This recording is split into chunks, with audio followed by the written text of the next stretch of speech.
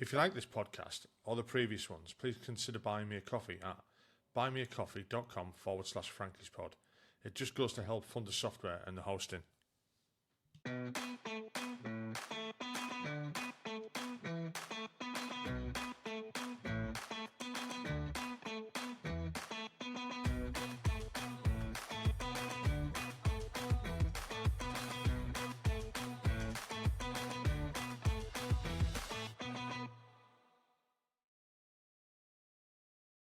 Hi, welcome back to the podcast. Today I'm talking to Chris Binch. Chris has graciously stepped in at the last minute, which is great for him. Not for me, sorry. Chris has got his own podcast called the Old Paratroopers Podcast, and anyone who listens to this should go off straight away and start listening to his. Don't stop listening to mine, but listen to his as well, because they're really, really good. He has some very, very interesting people on there. Hey, Chris, how are you doing? I'm very well, thank you, mate. Thanks for having me on. That's honestly, like I said to everyone, if it wasn't for people coming on, I wouldn't be able to do it. So, the thanks as always to you.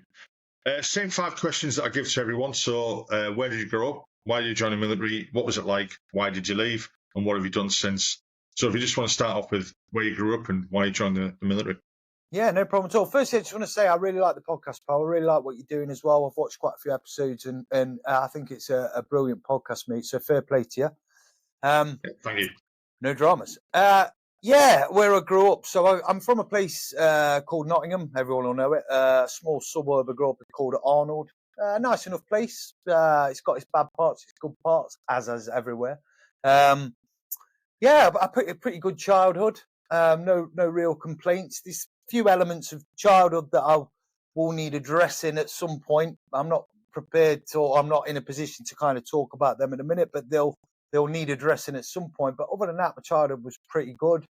I was a bit, I'll say, I wasn't naughty as such, but trouble found me. Let's just go with that. I kind of, got into a few spots of bother growing up through the kind of 90s. Was kind of like a teenager through the 90s. So the Oasis sort of thing. I was 14 when Oasis come out. So kind of the Britpop era and stuff like that. So I was massively into that. And they had just the drinking culture and going out and stuff like that. And yeah, it was a good childhood. I kind of had a bit of bullying. I think everyone has some sort of kind of bullying. I know bullying's like a big kind of thing nowadays, but I think it's always been there. I think it'll always will be there. I had a little bit of sort of period of time where I was being kind of bullied, and my old man's sort of dealings with it was, I remember seeing a guy who was bullying me in a hairdresser's, and I went home and told my old man, and he was like, right, I'll drive you around your paper round, park outside. As soon as the bloke comes out, you're going to go over and fill him in. I'm like, right, okay, that sounds like a great idea. So I did, under my old man's instructions. The guy came out there just whenever I got in a fight with him, ended up fighting on the bonnet of a car. And unbeknown to me, the guy was in the hairdresser, was a builder, and his young newborn was asleep in the car. So he went mental, come out, grabbed hold of me and started punching me. So my old man come across the road and started fighting with him. So it was complete chaos. But that dealt with the bullying issue. And then kind of after that, the bit of trouble kind of followed me. Which led me down the route to kind of why I ended up in the military, really. I got glassed at 17 quite bad. I had about 19 stitches in my eye, fractured jaw, broken nose. And my old man was pretty much like, you either go in the kind of military or you're going to end up in prison and I'm going to kick you out. So that was my decision. So what made you choose the Paras then? Well, no idea. I've got... So my best friend, and I talk about him quite a lot, we grew up together, went to school together, sort of did a week with the Worcestershire Foresters that are now, I believe, the Mercian Regiment, before they amalgamated, called a Look at Life. And you do like a week kind of experience with them up in Sherwood Forest. I live right on the edge of Sherwood Forest, only probably 10 miles from where I did this Look at Life when I was 15. And I really enjoyed it. I excelled at it. I got best overall student out of 80 sort of 15-year-olds. And I was set to join the Worcestershire Foresters. They wanted me. They were like, as soon as you turn 16, go to the Army Careers Office. We'll put you in touch with our guy at the kind of Army Careers Office and we'll get you in. And literally 24, 48 hours before we joined, me and my best mate, he were like, I've been reading about this unit called the Paras. And I were like, okay, what do they do? And he was just literally like, well, they jump out of planes, but pretty much the same. I was like, all right, okay, let's do that. So then I end up down at Lichfield doing prac. And then before, I got sort of knocked back a little bit because I had a few knee problems, but 6 months later I got cleared. And then before I know it, I'm in basic training at Lichfield wondering what had hit me. Yeah, I mean, I imagine that was a bit of a shock. I mean, I've spoken to other guys who went through Paradepot and stuff like that. And it was to say that it was an eye opener for him. It was a bit brutal. And I spoke to one guy who did it in the 70s, and yeah, you say about the bullying, bullying as a child and stuff like that, and there was fucking plenty of it going on there. But I don't think it was bullying.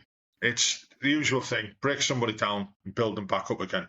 It would be classed as fucking bullying now, but I was quite lucky that when I joined the artillery and went to junior leaders, that I had two very, very good troop sergeants, and there was no, let's say, I wouldn't say bullying, but there was no, like, nobody got thumped, put it that way. You know what I mean? Where I've seen it happen in lots of other places. And that's the way it was then. I mean, I joined in the 80s, mid-80s, and that's the way it was. And whether that should be going on now is a different kettle of fish. I've posted videos before where, about, the way people, where people are now, where it doesn't happen. And to get this, and they've got, the red card and this, and fucking iPads in training now to give you reviews on the day's events and stuff like that. And fucking people get rather upset about it, especially the old and bold. It was in my day that wouldn't have happened. And well, people have changed now. It's not the same anymore. It's a different society. Times have changed. Wrong, then it is. It's that type of thing. Times have changed, and yeah. So what was training like then for you? Well, like you say, exactly that, really. It was kind of a rude awakening for me when I kind of arrived at Lichfield. You're straight in the corridor, you're getting beasted, chatted at, all that sort of stuff. I've jokingly said this a million times. So my old man run the house with a rod of iron, quite rightly so, because I was a little shit. And so when I got to basic training, I actually thought it weren't that bad compared to being at home, literally under my old man's rules, bless him. Love him to bits, but he ruled that house with a rod of iron. But it was just kind of the times again. And I make no secret about the fact I didn't find the soldiering side of depot hard. I found in the field, the weapon handling, everything soldiering, absolutely fine. Never failed a thing through training when it came to that sort of thing. What I really, really struggled with, which is weird now because I'm through my 30s and that, I was really, really fit, like run half marathons, CrossFit, boxing, you name it. But during that time at 17, I suffered a lot with injuries. So I kind of early on through training being ran, and I've always been a big lad. I was about 90 kilo at 17 and 6'2", so I'm kind of running and trying to keep up with the racing snakes, and it just kind of broke me down, kind of knees, ankles, shins. It is what it is. I wasn't the only one, but I kind of struggled through on the fitness side, right the way up until I got to P Company. And then I did P Company the first time, completed P Company, and failed miserably on the square. Probably one of the worst things I had experienced at that time. Being told that you failed, shouting your name out, and you fail, and you march off and stand on your own. It's a horrible feeling. And then I kind of opted. I had injuries. The injuries. I completed the P Company, but found it really difficult with the injuries I had. So I kind of went off to kind of Browning platoon, where you kind of recover and get ready for another P Company. And about a month later, they said, "Right, do you want to go on this P Company?" And I was like, "Right, I'll go on it." Wasn't really ready, and again I failed. And I was like, and at this time, I went into the kind of office and spoke to one of the depot screws, and I was like, "I want to transfer. I can't do this. My fitness, I don't think I'm ever going to pass it. I want to transfer to the Green Jackets." And I've always said this is the first time I saw like a human side of one of the depot screws, because they're like kind of big, bad, horrible, scary characters in depot, as everyone knows. Yeah. And he sat me down, and he was a guy called Jay Stewart, and he sat me down and he said, "Look, if you don't do this, you'll regret it for the rest of your life. He says, you've got it in you. Your soldiering's on point. He says, you're just finding the fitness side of things through your injuries. So I had a decent time in Browning, recovering maybe a couple of months. And then I went on P Company for the third time and then smashed it. And then never looked back, really. Do you want to just take us through P Company? Because, I mean, I'm not a fucking para. You know what I mean? I mean, I never will be. I never was. I was never going to be. You know, I was being a bit. I wouldn't say overweight. I like to say undertow. You know, I belong to a planet with a lighter gravity. Undertoned, I like that. I'll use that myself. Undertoned, I like that. A lot of people who'll be listening to this, they'll know, like, you know, the process of P Company and stuff like that. And I've had guys on before from like 7RHA and people, and they've took us through, you know, a short explanation of P Company. Can you just take us through, like, from the beginning to the end, like the what it's like, what it feels like, you know, the completion of the next bit, how you felt about it and stuff like that? Yeah, absolutely. So the difference between RHA and the guys that do P Company, so they'll do like a bit of a beat up, maybe 6 weeks, and then do P Company, which, and I'm not taking anything away from them guys at all. I've got a lot of mates in 9 Squadron and 7 RHA and stuff like that. But they come there already soldiers and probably quite far into their careers when they come on All Arms P Company. So they're kind of fresh and they've already been training in their own time, in their own way to get themselves ready. The difference with going through Power Ridge Depot is by the time you get to P Company, which I, for the life of me, couldn't remember what week it is, maybe about week 20, maybe, you're already broken down. You're carrying injuries. You're kind of already worn down. And a lot of people have already dropped out by then. So when you get there on P Company, you know, day one of P Company, the first event, you're already in bits, blisters, shin splints, muscle tears, that sort of thing. I think that's the difference. But yeah, so the first event at P Company is the P Company 10 miler. I am one of the only people probably that probably ever actually, that's done the old P Company and then did the new P Company. There's not a massive difference, but events changed. They got away with the sort of one of the speed marches and swapped it with something else. So I'm one of the only persons that's done sort of both P Companies, so I can compare them. And yeah, first event's the 10 miler, 1 hour 50 with a 30-pound Bergen on your back, weapon, water, over Catterick training area. 1 hour 50, obviously the normal armies, kind of everyone else in the army do the CFT, which is 8 miles in 2 hours. So to then do 10 miles, an extra two miles in an hour 50, I'm sure people that are watching this will be able to appreciate the kind of difficulty with that. And then you finish straight off at the Trinasium. For the viewers and listeners, the Trinasium's a massive piece of scaffolding where you walk across bars, you do an illusion jump, you jump onto cargo nets, all done at height to test your kind of aptitude for kind of height, so to speak. And that's day one. And it's the only time through training as well where you kind of get left alone between events. You can kind of almost chill out a little bit between the first and the second event, you know. And then you do another event in the afternoon on the Monday. I can't remember. It's either like the steeplechase or milling, or I forget the order of it now. But it's a series of events over 5 days, including a steeplechase, an assault course. You do milling where you fight someone for a minute, gloves on, no blocking, no boxing. You've just got to punch and keep moving forward. It's like controlled aggression. You do like a 20-mile speed march over kind of Warcop training area. So yeah, I think there's a 2 miler thrown in on it now as well. And then various other bits and bobs. So it's cheeky. It is very, very, very cheeky. There's a log race. The log race by far is quite possibly the hardest event that I found. And when I did P Company like the second and third time, I'd be white as a sheet sat in a 4-tonner as they're driving you out to the training area. And all the other lads that had never done it were like, why do you look so nervous? It was like, I know what the fuck's coming. Do you know what I mean? And it is a telegraph pole between 6 of you over undulating ground. And it's not just a jog with it. You've got to be dragging it. And it's just your lungs coming out your mouth. Yeah. Interesting. And then the stretcher race is one of the kind of last things you kind of do, as well as the milling, if I'm not wrong. And that's like a 15-stone stretcher, 4 of you on it. You have teams behind you, another 2 teams of 4 behind you, and you swap. And that's over like 7 mile over sort of the training area, smashing on your shoulder, Guys end up with fractured shoulders. It's just designed to put you to your test and push you beyond, what you think you're capable of, really. I mean, it doesn't help that you're quite tall, especially with like a log run. Oh. If you've got fucking little short fuckers as well.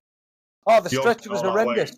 The stretcher was horrendous. If you were the tallest on the stretcher and you had like 3 other people that were shorter than you, you were like trying to pull it, like at an angle. And it's the same if you got taller people on. So yeah, it's interesting.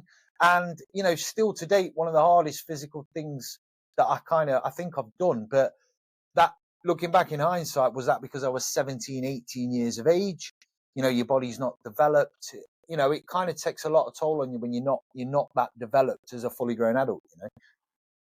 I mean, I've got no comparison. I mean, the only comparison I've got for my like time, is like Carter courses and stuff like that, and training. But the Trinasium, I've got respect for that thing. And the only reason I say that is I've kind of got some comparison for it. So I did a bit of time, let's say, in Colchester, and I wasn't posted there, let's say.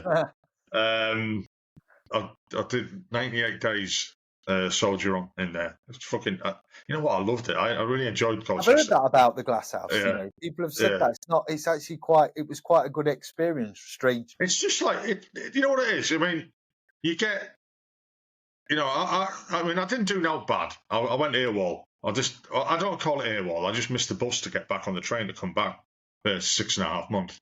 No, on my CO's orders, I says, well, I wasn't AWOL. They changed the time on the bus, but they never put it on the bus stop. And he didn't see the funny side of that. So I was like, fucking fair enough.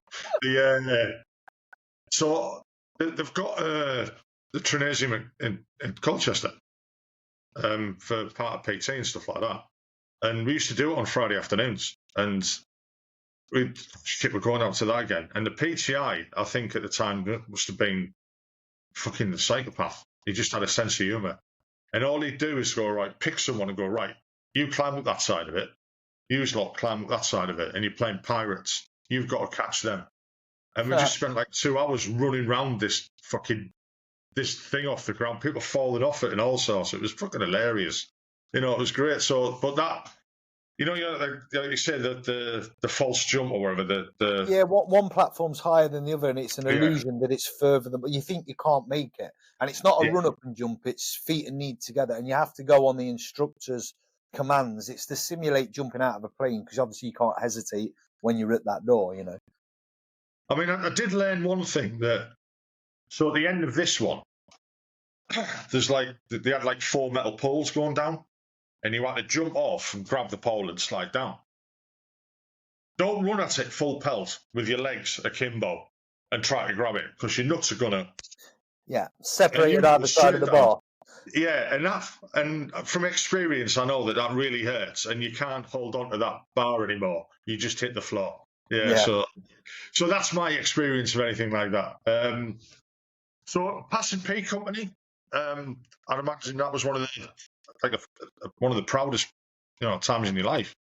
Oh, absolutely. For the third time as well, I was kind of like, and I got a little bit of a wink off the OC of P company when he come past. He was a bit like, "Are you still here?"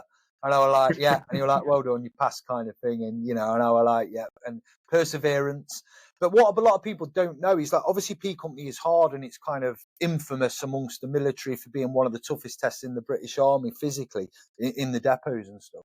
But so you go in for a weekend after P company and then you come back and then you start prepping for an exercise. Now, years ago, it used to be called Advanced Wales. I don't know what it's called now, but when I ran it, we called Dynamite Mole. And it was up on Otterburn training area. Yeah, exactly. Any of the training, it's changed over the years. I think it used to be Sennybridge. It kind of, but we did it in Otterburn again, February. And you basically get paired off into, sort of set off in groups, like 4 of you, issued like a bit of ground, and then they say, right, dig a trench to the height of the tallest man, and you're not allowed to stop or sleep. You can eat and drink, but you don't stop and sleep until it's dug to the height of the man. And I'm pretty certain it was about 4 or 5 days of sleep deprivation without sleeping through the night. I were hallucinating that cows were in the next field with tanks. Honestly, it was horrendous. I remember everyone trying to like usher themselves around this puddle that were like a big. Everyone thought were a big crater, but in the morning it was just a tiny little puddle. Blokes falling asleep on the side of the trench, and my hands. I remember finishing it, and you do like a live firing exercise as part of it as well. So you get a bit of reinforced rest after you've done your digging in your trench. And then you get bugged out, of course you do.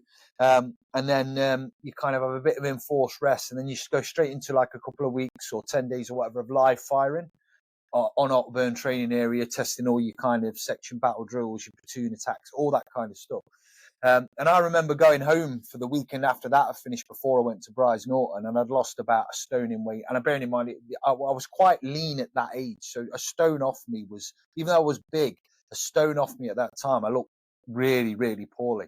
And I had plastic gloves on with antiseptic in because all my hands had got infected from digging and blisters. And I turned up on my doorstep, knocked on the door, my mum answered the door and just burst into tears. And she was like, "What have they done to you?" So I was like, that was kind of, for me, that was a lot harder than, even though it took me 3 attempts to pass P company, sort of mentally getting through that 3 weeks of that, or 2 weeks, forgive me, it's 25 years ago now, or longer. That was kind of the more mental side of it, I think. I've not had anyone, who I've spoken to ever mention that before about that. Like, I suppose it's almost like a fucking advanced bracket. They've blocked it from their fucking minds. That's what they've done.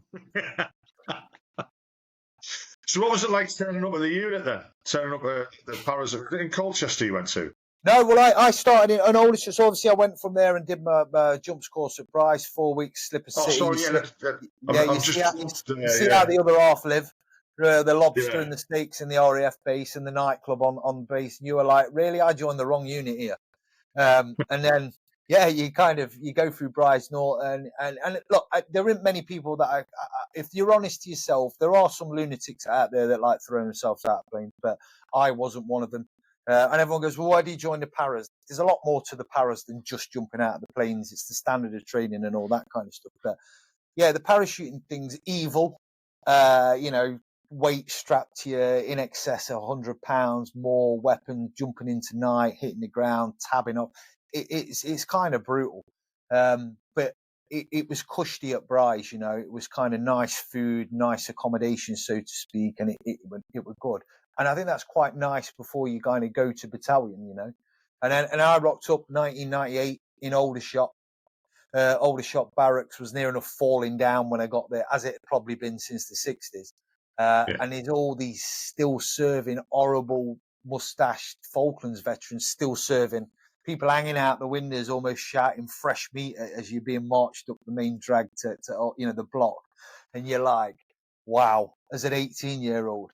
And I've always told this story, and it's 100% true. I don't lie. There's too many people that know me to know that, that call me out otherwise. But I'm not a particularly great boxer or anything like that, but I've always managed to be able to hit quite hard. So when I did milling, I milled 5 times on the 3 P companies, twice the first P company, twice the second P company, and then once on the final one.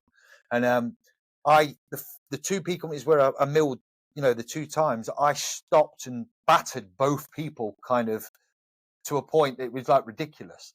And so I rocked up at battalion at 18 with this nickname, Hammerhands. From the depot staff.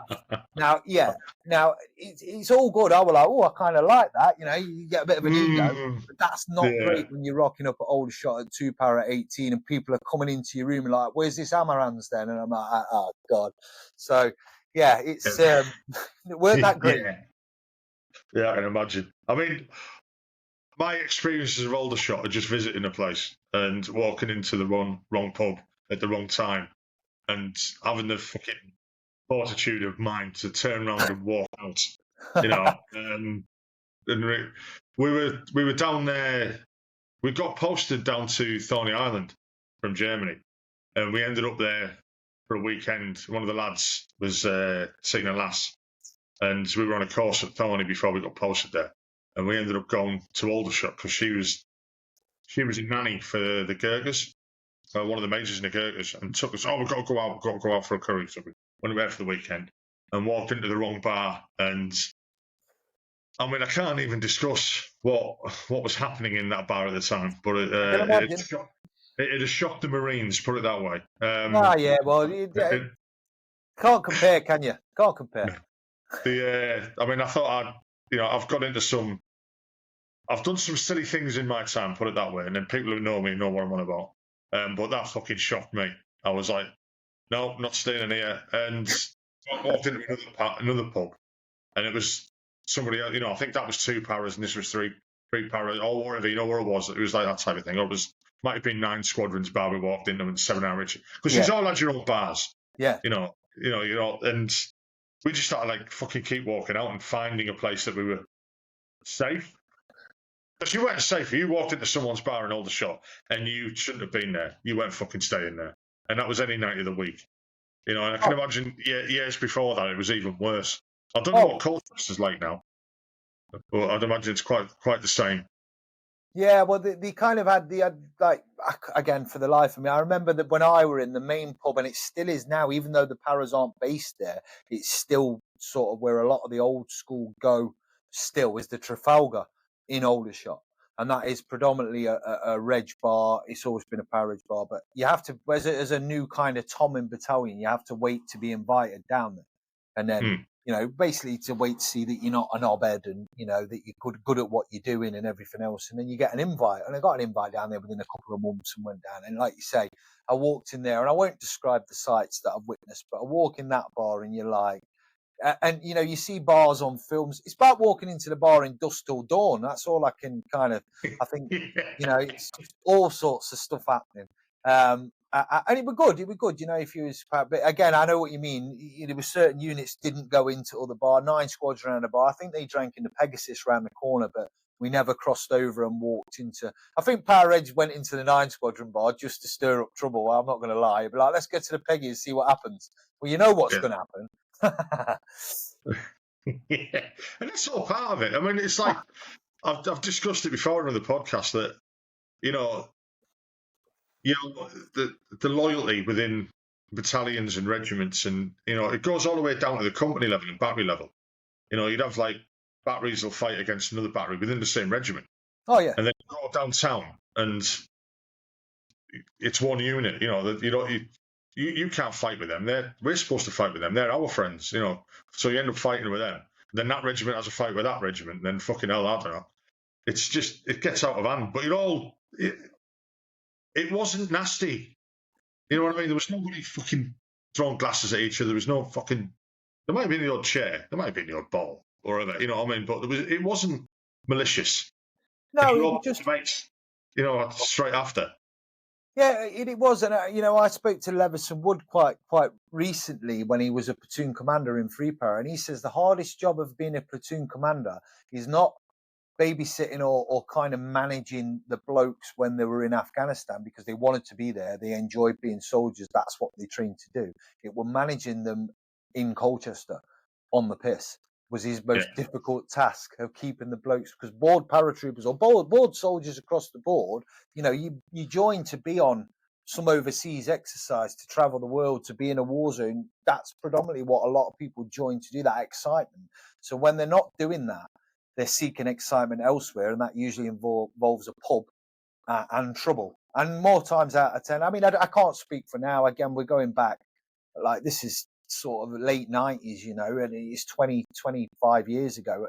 It may be different now, but the world's different now. But it was a lot of scrapping with other regiments. And if the other regiments weren't there, then it was scrapping amongst yourselves. But like you say, weirdly, and it'd be hard for probably civilians to understand, that it wasn't malicious. Like you say, you got in a fist fight, you end up with bust nose, probably a black eye, and then you went out a pint and had a good old laugh about it. It's just the way it was. I'm not condoning that now. Different times again, isn't it? I mean, I won't condone it, but fuck, that was a good laugh. It was a good crack. I'm not going to lie. I had some fond memories of Aldershot, but I was only there for like 18 months, and then obviously 5 Airborne Brigade moved to Colchester, became 16 Air Assault, and then obviously we moved to Colchester, and along with I think the Royal Scots were there when we got there, so we were on the same sort of barracks as the Royal Scot, which created its own problems downtown. Like for the 20th birthday in particular, there was a riot that involved about 10 of us on my birthday, and probably about the same number or more of Royal Scots. That was interesting. A couple of lads went to Colchester for that particular fight. They didn't have far to go then. It was around the corner. Just round the corner, yeah, practically marched there. Yeah. But yeah, so what was that like moving from Aldershot to Colchester? I mean, even as like a non-para type of thing, I was like, when we found out that, we were told that, the paras are moving to Colchester, we were like, they're leaving Aldershot. I know. But you can't. It's tradition. It's the fucking home of the British Army. They're supposed to be there. They've got to be there. It's like the Ravens leaving the Tower of London type of thing. The world will collapse. How did the lads take that when they found out they were moving? I think initially you had the old school, because like I said, there was still quite a lot of Falklands veterans in at that time. The Falklands, when I joined, was probably still only 15 years, sort of 20 years. So there were the guys coming to the end of the careers that would have served in the Falklands, and there was. And, they'd only known Aldershot, or they'd been posted to other battalions like 3 Para down in Dover, or 1 Para in Dover, or whatever. But most of the time was spent in Aldershot, like I say, the home of the Parachute Regiment, and big parts of the British Army. So I think it was a bit of a uncertain times. They didn't know what to make of it. But I think once we moved to Colchester, we were literally because Aldershot's like a nice enough place, but there's not that many bars. It's not a huge place. And then suddenly we turned up at Colchester, and you've got God knows how many bars. It's a university town. There's like probably 100 times more women in Colchester, and young lads out on the town. It was a proper eye opener. But we also realised that you could get away with murder, not literally, but you could get away with a lot of stuff in Aldershot that you couldn't get away with in Colchester because of the size of the place and everything else. And it was literally 2 weeks. I'm going to say 2-3 weeks, and we were barred from pretty much everywhere.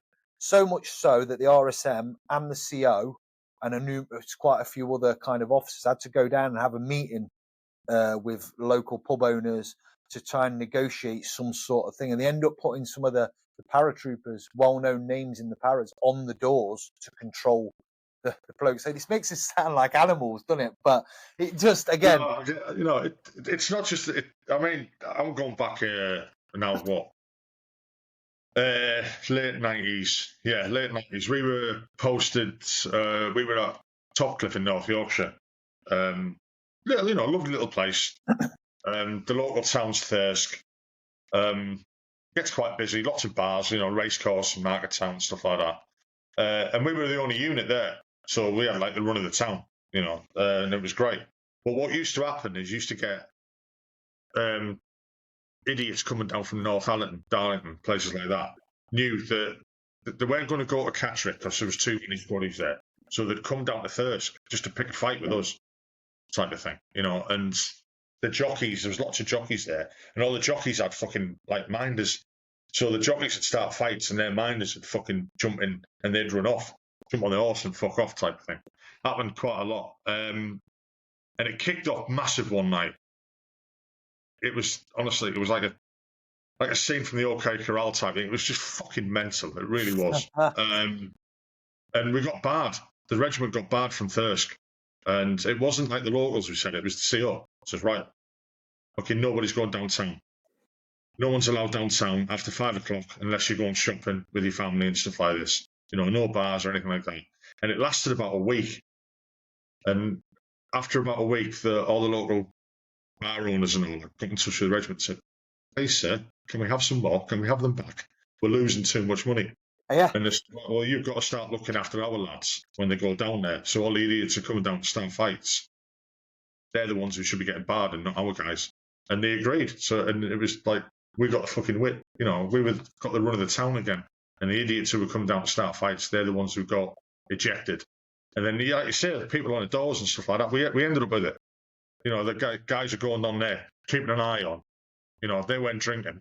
They weren't allowed to drink. And they were keeping an eye on who was coming in, who was going out, and what was happening and all that. But yeah, it was fucking fun times. Let's go. Sorry, go on. What I was going to say, what the good side of that was that what we got told, and the feedback was from kind of sort of quite high profile figures in Colchester's like councillors and that actually the because every town has its issues with drugs and burglaries and stuff like that.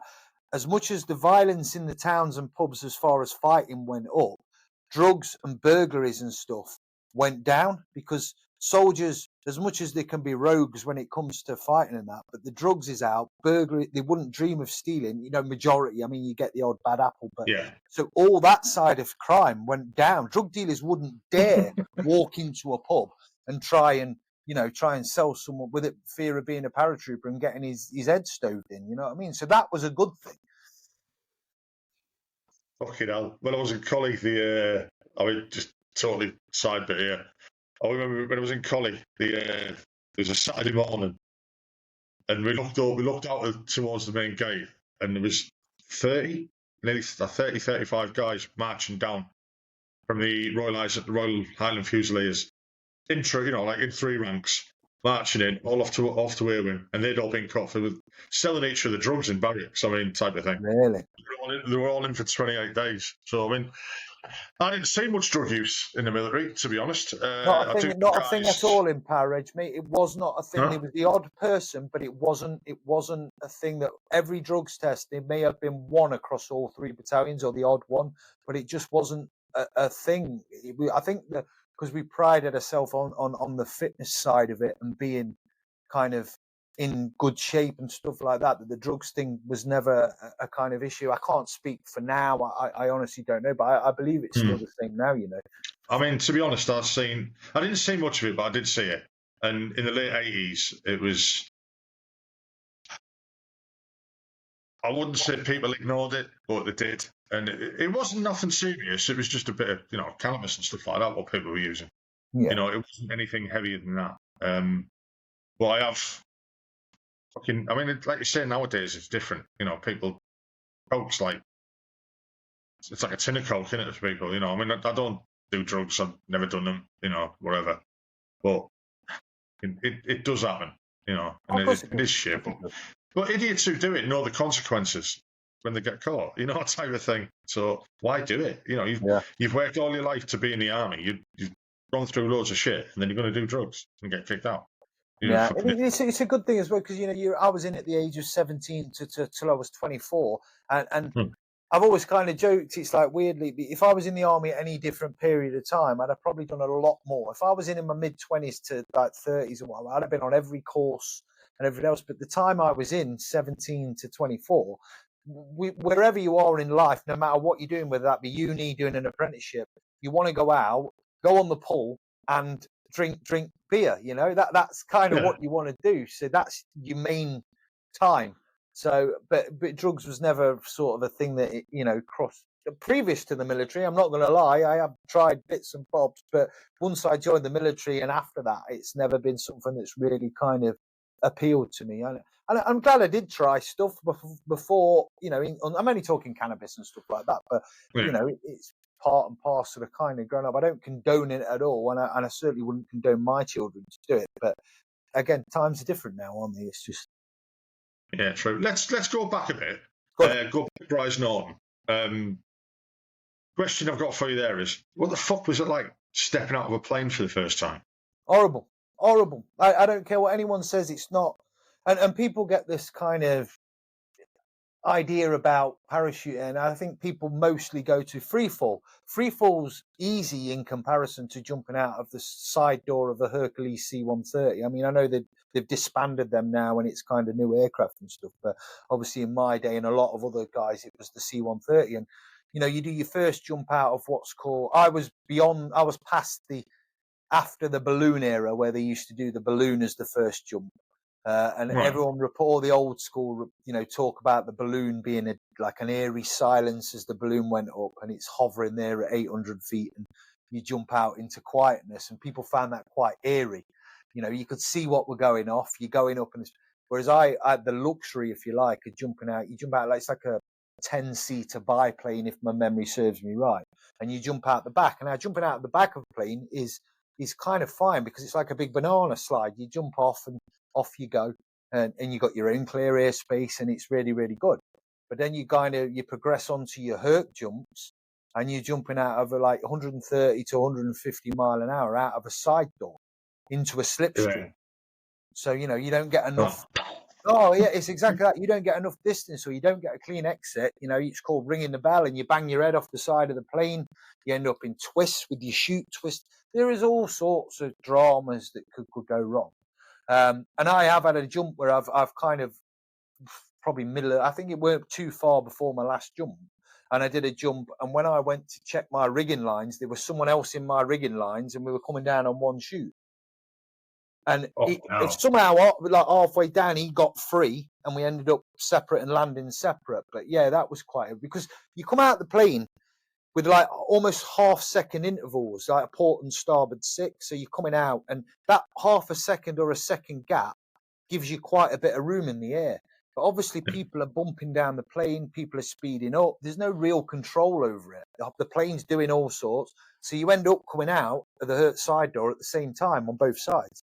So you go, and you end up with people really near you, so you're trying to steer away. And that, add to that, you do a night jump as well. I've done quite a few night jumps. Obviously, you do one night jump at Bryce, but obviously in battalion, predominantly you jump at night into exercise and then tab off the DZ 10 miles and then do your attacks and stuff. But jumping at night is even worse because you're just stepping out into blackness. Can't see anything. And people are like, just watch the horizon and then you can judge when you're going to land. What a load of bollocks. You hit the ground like a sack of shit. You can't see nothing. You hit the ground at about 30 mile an hour. It's, it's just, it's not, there's no part of it that's pleasant. And you'll always have some lunatic that, oh yeah, I'll volunteer to jump. Trust me, I were at the back of the queue. So I don't know why I was just thinking, you jump out and you're in the sky and it's all silent and stuff like that. But like you said, that's free fall type of, that's like it's people who are doing it for a sport, not fucking jumping out with a pack on, carrying a weapon and stuff like that. But at the same time, people want to get out the plane because you do a lot of low level. So there's a lot of air sickness. People are throwing up into sick bags. You're sweating. There's a smell of aircraft fuel. You've got this Bergen strapped to your legs. That I was a GPMG gunner for about 4 years in Paris because I'm a big lad. And it was always classed as a bit of an honour. I didn't realise this till after, but people used to say if you've got the GPMG, it's like a bit of an honour because you're the kind of support system for the platoon or the company or whatever role you've got it in. So, I jumped numerous times with the GPMG strapped to your legs, plus a Bergen that weighs in excess of 60, 70 pounds, plus your chute and reserve. You're looking at 150 pounds strapped to you, which is like, a medium-sized adult as you're kind of piling out that side door of a Herc, and then you're tabbing off 10 miles off the DZ at night. Yeah, it's not for the faint-hearted. And do you know what? Looking back, I couldn't do any of that now. I literally walk. If I step over a wall that's higher than knee high, I will pull a hamstring. I'm not even kidding you. Let's go back to the battalion then. So, what was it like going on your first tours and stuff like that then? Yeah, so the first tour I got to battalion, I didn't have a pass off out of Catterick because we were needed to go straight on Northern Ireland training down in Lydd. In Kent. So I went straight to battalion. I think I had maybe a week in battalion, and then we were straight on pre-deployment training for Northern Ireland, Knocknacloy, East Tyrone tour, Dungannon, all around that East Tyrone, Northern Ireland. I kind of did Northern Ireland training. Again, you're taught a certain way in training. It's a bit like I liken it to the fire service do now. You're taught a certain way, and your training in the military would have been accuracy. You're taught the gold standard, but then when you get to battalion or you turn up at the station in the fire service, you then start to hone your skills, realise what's kind of what you're taught and the difference with reality. And that was what Northern Ireland training was like. Well, that's what we're taught anyway. That might be what you're taught, but this is what you do. And that's where you gain that experience. Northern Ireland training, about 4 weeks, rural and urban, and then off to 6-month tour of East Tyrone. I was stationed at Knocknacloy, 1998. It was still a bit naughty then as well, wasn't it? It was, yeah. I'm not going to big it up to say it was nothing like it was in the kind of 70s and 80s and even in the early 90s. It was quiet, It's busy. It was always busy tours. And again, I've said this a million times. It were really good for, especially as a young paratrooper, it were good for honing your skills. Navigating around the cuds, getting dropped off by a helicopter. it's really weird now looking back. You used to take that for granted that you'd be on a helicopter in a helicopter, whether that be a Puma, a kind of whatever it was, being taken out on patrol. You just used to take it for granted, and now I've not been in a helicopter for years. And when you tell civilians and that, they're like, "What, you've been in a helicopter?" I was like, "I used to go in one every day in Northern Ireland to go on patrol." It's crazy. So as far as soldiering, it was very, very good. Night patrols, obviously you got your guards and your QRF and stuff like that. But there was the riots, the drum cree marches that we kind of did as well, and stuff like that. But very, very good for soldiering. But as far as kinetic stuff and incidents, we ran into players and had like bits of kind of arguments with them at VCPs. A lot of it out there was drink driving. When you stop in the vehicle checkpoints with the RUC kind of escort, or the PSNI as they're commonly known now. It was more like drink drivers and sort of drug smuggling and stuff, as opposed to kind of terrorist activities. I'm sure that was going off behind closed doors, but it wasn't something that we saw a lot of, I mean, the last tour I did in Ireland was 97. And to say when it was a bad time for the regiment because we lost 2 guys. But it was like, we were in South Armagh, we was at Besbrook, we had guys at Crossmaglen, we had guys at Warren Point. I was lucky enough to be in the ops room, fucking great. But I was doing CMV driving as well, so I got to get out quite a lot, delivering crypto and batteries and this, that, and the other, to all the points, and going up to the towers once a week in choppers. I think fucking I just remembered about it.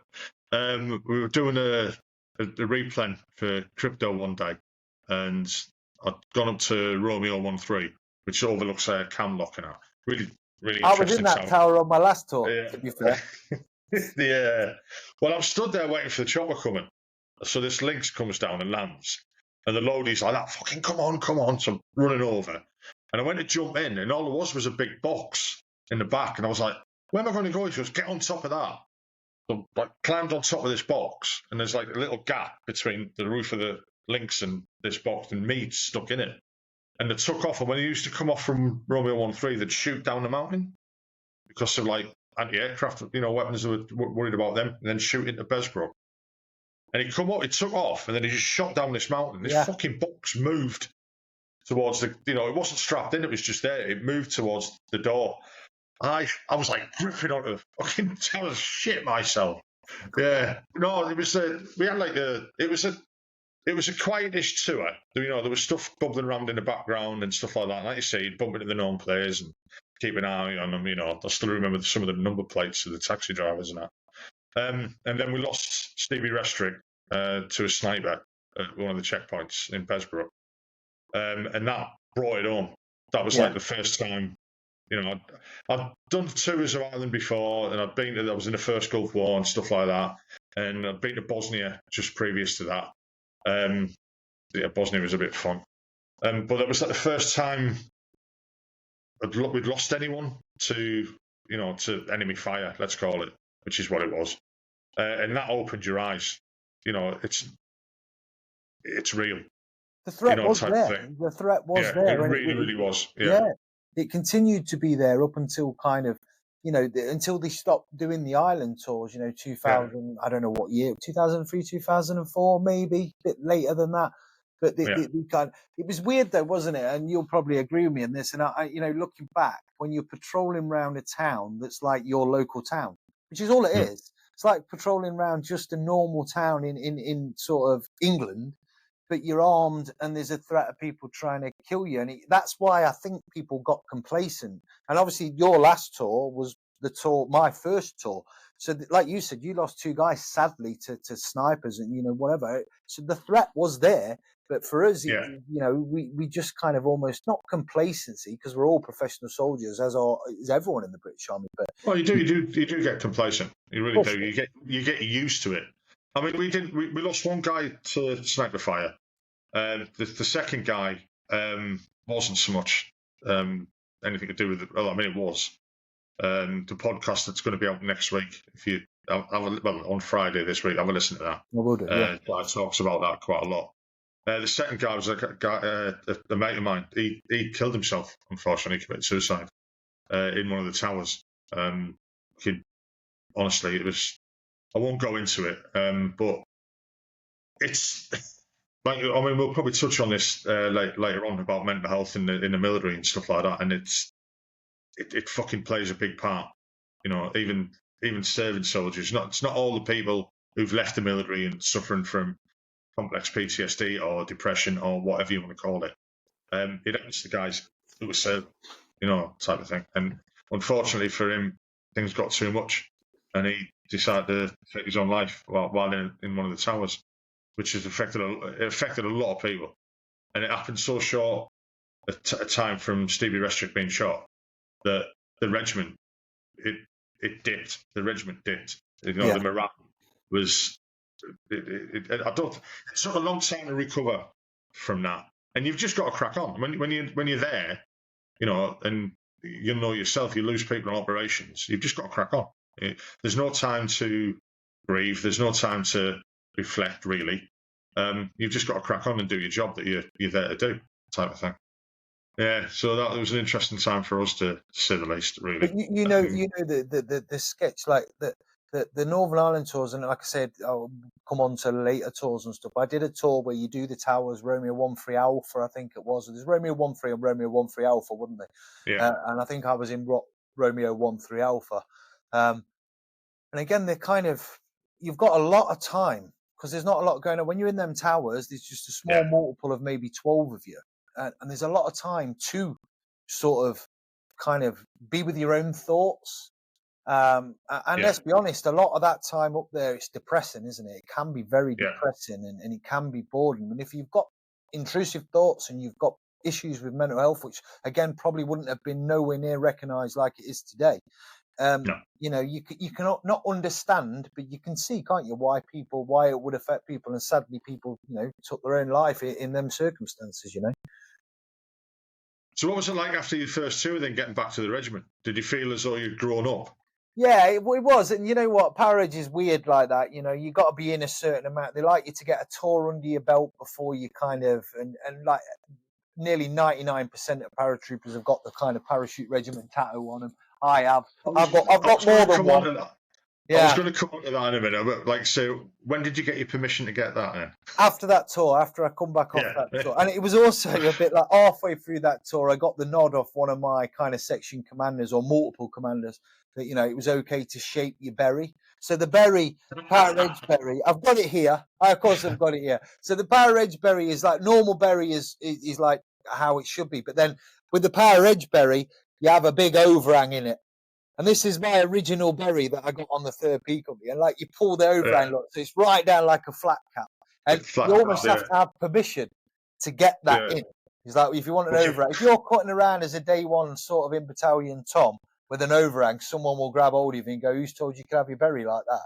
And it were weird like that. And you almost had to have your own issue kit until you'd done a tour. And then it was like, right, you can get your own boots now. You can modify your webbing. And that's what was brilliant about Parachute. We looked like a band of mercenaries because everyone had different boots. Everyone had different. Some people wore SES windproof, some wore Parasmocks, some wore the old schools. Do you know what I mean? So everyone had developed their own style. And it wasn't just to look alley. It was to kind of practical, So you had your webbing. It was like, well, I want this here. And everyone's webbing was immaculate, perfect. You had pouches and you knew what was in. So that was just part of developing yourself as kind of a soldier, but you had to at least serve the tour or majority of the tour before you could start modifying and getting reg tattoos. And I went down and got 2 just because I was like a diehard power reg. It was like skinhead, airborne jacket, blue jeans and desi boots, and then 2 power reg tattoos. That's how it was, and it just was. And we all dressed like that. We looked like, I don't know what we looked like, but. Yeah, I mean, it was that thing when I joined, like mid-80s. You could always tell a para because they're the only ones who used to have like creases in the jeans. Yeah, and desi boots. Or you'd right. Okay, what are you wearing them for? Like, a green bomber jacket with orange lining. I've just got rid of mine now. I've had it in the wardrobe for years, and seen better days, and I've had to get rid of it, sadly. But that's the original AB jacket I bought in Aldershot back in the 90s. It was the uniform out of the uniform. You know what I mean?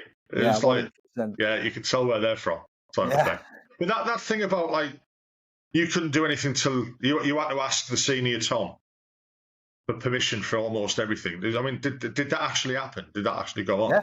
Yeah, 100%. Yeah, because there was some scary, horrible paratroopers in there that have picked you up, and at the time you could never really understand it, and you'd be a bit like, who does he think it? But I get it now. It's like a seniority kind of thing, rightly or wrongly. That's the way it was, and it kind of almost generated like the respect. You had the respect for the senior Toms, you had the respect for the lance corporals and the corporals, and so on and so off. And their word, you did what they said. And I think that's what made us, and still to this day makes the unit as efficient as it is at doing what it does, because of that kind of hierarchy. I mean, that's a good thing. I mean, I was like, I was a 10-year gunner, and I kind of like went through that as well, where I was expected to look after the NIGs and stuff like that, and they would come to me and ask for things. Not to that level where you're not doing this, you're not doing that, But there was an aspect of that, so it's not just in the paras where it happens, but not to that level. I don't think anyway. So what was that? What was after Ireland then for you? So I did that Ireland tour, and I think the following year I volunteered to go to Ireland for like 8 weeks over Christmas. I didn't have a missus at the time. I was kind of a young lad, and I developed into what was known as a block rat. You had the homing pigeons that everyone used to, as soon as 12 o'clock on a Friday come and you do that inspection, people would literally shoot off, and everyone would be shouting at them out of the block, calling them homing pigeons. And then you had a die-hard few that were like block rats. And I used to always stay in the block and go on the piss in Colchester with all the kind of lads. We actually didn't have enough room in the camp, so they put some of the senior Toms. So I wasn't senior, but because of the kind of the way it was going, within a couple of years I was, because of the kind of people leaving and new blokes coming through. So I ended up in a house with 3 other paratroopers, like a 4-bedroom house in town that the army paid me to stay in. It had a piano in it. It was fully, literally fully furnished with a piano and everything else. So I can't tell you the parties and the stuff that went on in that house. But it were good. But we got paid like an extra £400 a month to live in it as well. And then we still at the camp in the Scoff House as well. So, but no. So I volunteered to go on an 8-week tour of East Tyrone again over Christmas. It was like November till January kind of thing, or December till January. So I went over and did that one again. This was probably a year or several months down the line, and again, same sketch really. It was the same sort of tour as the first one, just a shorter version, same place. And then I think I came back from that one, and we went on, if my memory serves you right, we went on an exercise, or TESX, February, Salisbury Plain, renowned for being quite brutal. It's like a big game of Laser Quest against the armoured kind of tanks and stuff, infantry against armour. A lot of time on Salisbury Plain in February, which is brutal. Again, good for your own admin, good for being a soldier. And then we got back off that. So my kit was loosely still packed, and then we went on leave, and I went to Tenerife with my best mate, the lad that we kind of joined with. He went on to carry on in Power Reg, left for a bit, carry on in Power Reg, and then ended up in the SBS. He's only just recently left. But so we went to Tenerife together for a week as 2 sort of 18, 19-year-old lads, which was interesting as well. But while I were there, I was kind of aware of the things evolving in Sierra Leone. Right. So, yeah, I got back. I ended up staying there randomly, missed a flight, and ended up staying there for 4 days on my own after he got back, just sleeping on some random people's couch, as you do. And then I came back, and I walked in the door of my mum and dad's house, and my dad went, "Where have you been? I've been trying to get hold of you. You've been called back to Colchester. Something's happened. They're not willing to tell us on the phone, but you've got to get back to Colchester ASAP." So my mate come down from the Isle of Man, picked me up, sped down. And as we were pulling into Colchester, people were getting on the coach in military uniform, because we're all on leave. The whole battalion was on leave. So they called back D Company, which was my company. D Company's a rifle company. I spent my whole time in a rifle company. And I was like, what's going on? So I've been called to Sierra Leone. It's kicked off. One para have got a company in Jamaica or in the Caribbean on an exercise, and they're a company short. D Company 2 para are going. And I was like, right. So I had my mates packing my kit for me. So I literally, and you know what blokes are like, because of course they're going to pack it sensibly, aren't they? I had a sleeping bag and one Reebok flip-flop in my Bergen. That's what I went with. And my belt order because it was still packed from Tezex. So I went out to Sierra Leone. Yeah, 24 hours later. So I went from literally being in Tenerife to 20 on the piss. 24 hours later, I was patrolling in Freetown, Sierra Leone. I bet that was interesting. Yeah, it was. It was very, very interesting. Obviously, 40-degree heat, and, they talk about, and there was still corpses knocking around in the street and stuff from the stuff that the kind of West Side Boys, for the people that don't know about what happened there was a rebel faction called the West Side Boys that were off the head on drugs, crack, you name it, and just decided to basically genocide, is for want of a better term, come into into Sierra Leone, into Freetown, and hack up and kill innocent civilians in the most gruesome way possible. So yeah, we were sent out there to kind of diffuse the situation, and I suppose, if you like, peacekeeping, but if we can, pick a fight with the West Side Boys. And it did kind of escalate to a point where I can only compare it loosely, very loosely. I don't want some of the older paratroopers on here criticising me that I'm comparing Sierra Leone to Arnhem, because I'm not. But we were on a vehicle checkpoint on a bridge, a place called the Aberdeen Peninsula in Sierra Leone, one of the only bridges in and out of this peninsula. And we had a multiple of 12 blokes, and they basically said, yeah, you've got 1,000 to 2,000 West Side Boys marching this way, barricade the bridge and defend it at all costs. And that's on the BBC News. That I've got some footage of me on the BBC on a stag position with a GPMT, building sandbagging and sangering up this bridge, and we had fallback positions. It was literally going to be like defend the bridge at all costs, like Arnhem. And luckily for us, or unluckily, because we were all ready for it, regardless of the odds, but they kind of, it never materialised, and they got kind of cut off en route or changed direction, or heard. I think they heard really that there were 12 blokes from D Company 2 Para waiting for them, so they sacked it off personally. But I mean, the only experience I had at Sierra Leone was one of the old officers that I used to work with, a guy called Bob Cowan. The West Side Boys had a price on his head. He worked in the embassy over there. He was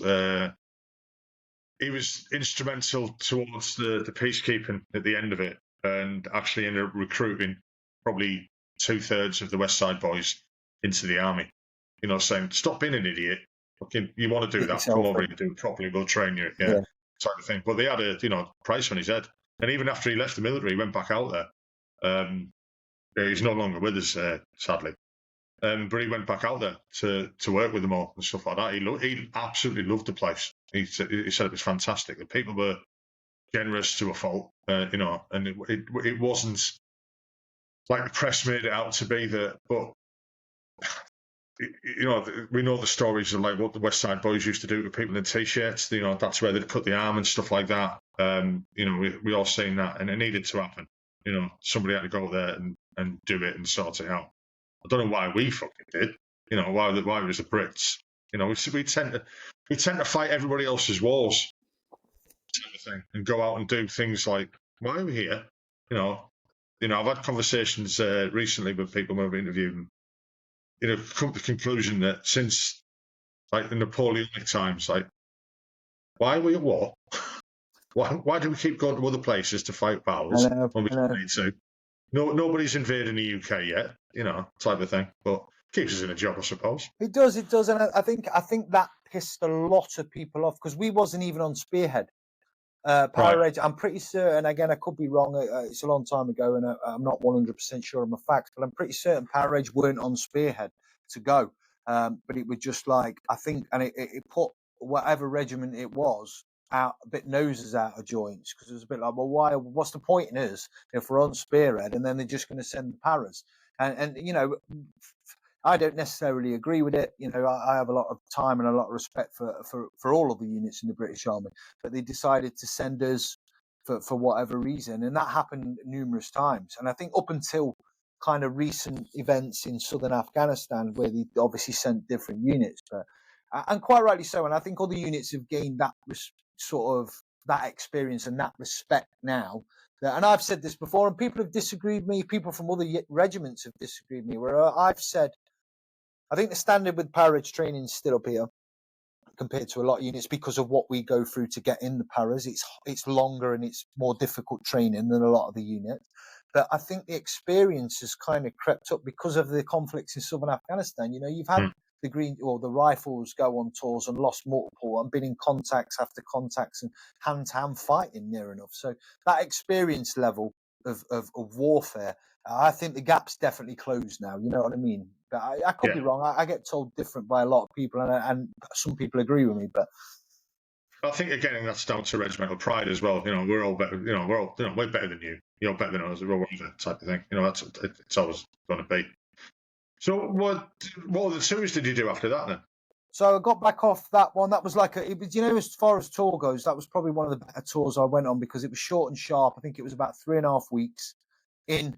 Do the job, no messing around. You know, some of these tours get dragged on and kind of there 8 or 9 months. But so yeah, in and out, 3.5 weeks, back home, back on leave. You know, like it had never happened. It was good. I don't want it to get mixed up with the kind of the Royal Irish kind of and one para kind of incident that happened a bit later when one para put in an attack with Hereford and the SAS to rescue the 5.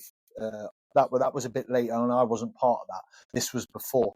But that obviously led on to that because that was still the West Side Boys and stuff like that, which has been very well documented over the years. But no, I came back and then we deployed on a tour to Macedonia. So part of the weapon collection in Macedonia. Again, out in the hills, putting in OPs, Overwatch, satellite patrols for the mass kind of de-weaponization of the rebels, handing in like a big weapons amnesty. In Macedonia, where all the rebels were kind of handing in their weapons and stuff. So again, spent maybe 3 months out there, kind of soldiering out in the sticks, then back at a central kind of location that the whole battalion was under. And then you go out and do these patrols and sort of mini ops, which again, it pretty much not a deal happened, but it was good. There was potential there. You know, there was some standoffs and stuff like that. But yeah, generally quite a good tour. And it was while I was there that September 11th happened in 2001. And we sat there and watched it on a television and we were like, well, we know where we're going to be going. It's going to be to the Middle East, whether that be Afghanistan or Iraq. And sure as eggs, we got back and 6 months later we deployed on perhaps, I think, the first ever tour of Afghanistan, the one that was in Kabul. So we deployed out to Kabul. There was no real camps as such. We were just overtook an old schoolhouse, I believe it was. No windows in it in kind of January. I think we flew out on New Year's Eve 2001, 2002. And just kind of stayed there and just set out patrols. And again, that our patrols end up opening up. They got in some skirmish with kind of factions. But that was the first time I kind of, as a Lance Corporal, I had my own sort of fire team and my own kind of team. So it was good for me. I was out patrolling around Afghanistan with my own team. And we had multiple standoffs in alleyways at night time because of curfews with police where guns would be pulled and we would be stood sort of standoff shouting at each other in alley. And it only took one thing and it could have all gone off. But again, it was pretty not uneventful. There was things that happened, but it wasn't anything like what the guys did, you know, later on in southern Afghanistan. I mean, I suppose it was like it hadn't happened before either. So there was like a trepidation from yourselves and from the locals and the warlords and wherever, you know. So nobody knew. Everyone was trying to find their own, they found their own fate type of thing. Absolutely. So it was all a learning experience, and yeah, I don't think I'd like to have been there, to be honest. I mean, I will say I'm lucky enough never to have gone to Afghanistan, because I've seen the aftermath of it in plenty of people. Yeah. I'm glad that I never went there, but I'm glad I never went there. I'm also a bit jealous of not going there, if you know what I mean. You know, I've done Iraq, I've done plenty of other tours and stuff like that, but Yeah, I'm glad I didn't get involved in that, to be honest. As an older guy now, thinking, and again, just touching back on what I just said earlier, what the fuck were we doing there? What did it achieve? In the end. It is, and I think I had this conversation again with someone quite recently, and the later tours, obviously 2006 onwards to maybe 2012, 13. Again, excuse me if the dates are wrong, but the amount of multiple casualties, the amount of lives that were lost and continue to be lost through mental health issues, just to kind of almost hand it back to the Taliban within a month when they decided to overrun it and without a fight. What Yeah. was kind of what, and it does. I have to sit here now and I have to take some part of it away from the friends that I have lost over there over the years, that there must have been some reasoning for it. They must have done some good, because I can't comprehend. I can't get my head around why, you do all that, cause all that unnecessary kind of grief for a lot of people, Mm. to then just hand it back, unless the powers that be have an alternative explanation for it. I don't know, but yeah, it seems pointless now, doesn't it? Yeah, fucking all does. So, what led you to leave the military then? Well, I got back off that one. I think I went on prior to that. I'd done a jungle tour in Belize, which was very, very good. I did a tour in Canada. So it was, even though I was in for 7 years, I had a very, very busy time, 6 operational tours, 2 overseas exercise, Canada and Belize, and multiple, exercises, TESX, Otterburn, Brecon, you name it. So it was a busy time, even though a lot of it wasn't, majority of it, 99% wasn't kinetic, as in modern day warfare, as if you like. So I did a final tour of the tour that I was talking about of Besbrook, in Northern Ireland 2003, and then the back end of 2003, 2004. So I was on rear party for Iraq because I'd got wind off guys. I had a lot of friends that went on selection and went to Hereford, Yeah. and I got a bit of a heads up. And again, one of my friends had left and had started doing close protection out in Iraq.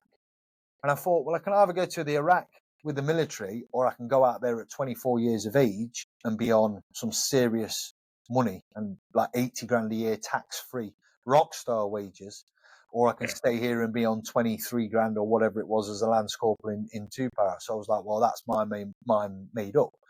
So I left. Very quickly after I left, went for an interview down in London with a company called Olive Security. I had an interview with an ex-guardsman officer, and he was very reluctant because of my age, because they didn't want to employ people. But you got to understand, the close protection industry was very, very new to the rest of the army. It was closed door pretty much to a few paratroopers and mainly ex-special forces soldiers. So this suddenly Iraq opened the door for a lot of other people to get involved. But this time they weren't taking anyone really under the age of 30 and that had served sort of less than 10 years in the military. So I rock up there as 24-year-old bloke, 7 years in the paras. And he were like, look, he says, you seem like a quite switched on bloke. You've got a gleaming reference from the military, but he says your age is against you. And he was just chatting to me kind of casually. And he says, so who was your sort of OC of your company? I was like, oh, Major such and such. And he was like, fuck, I know Andy.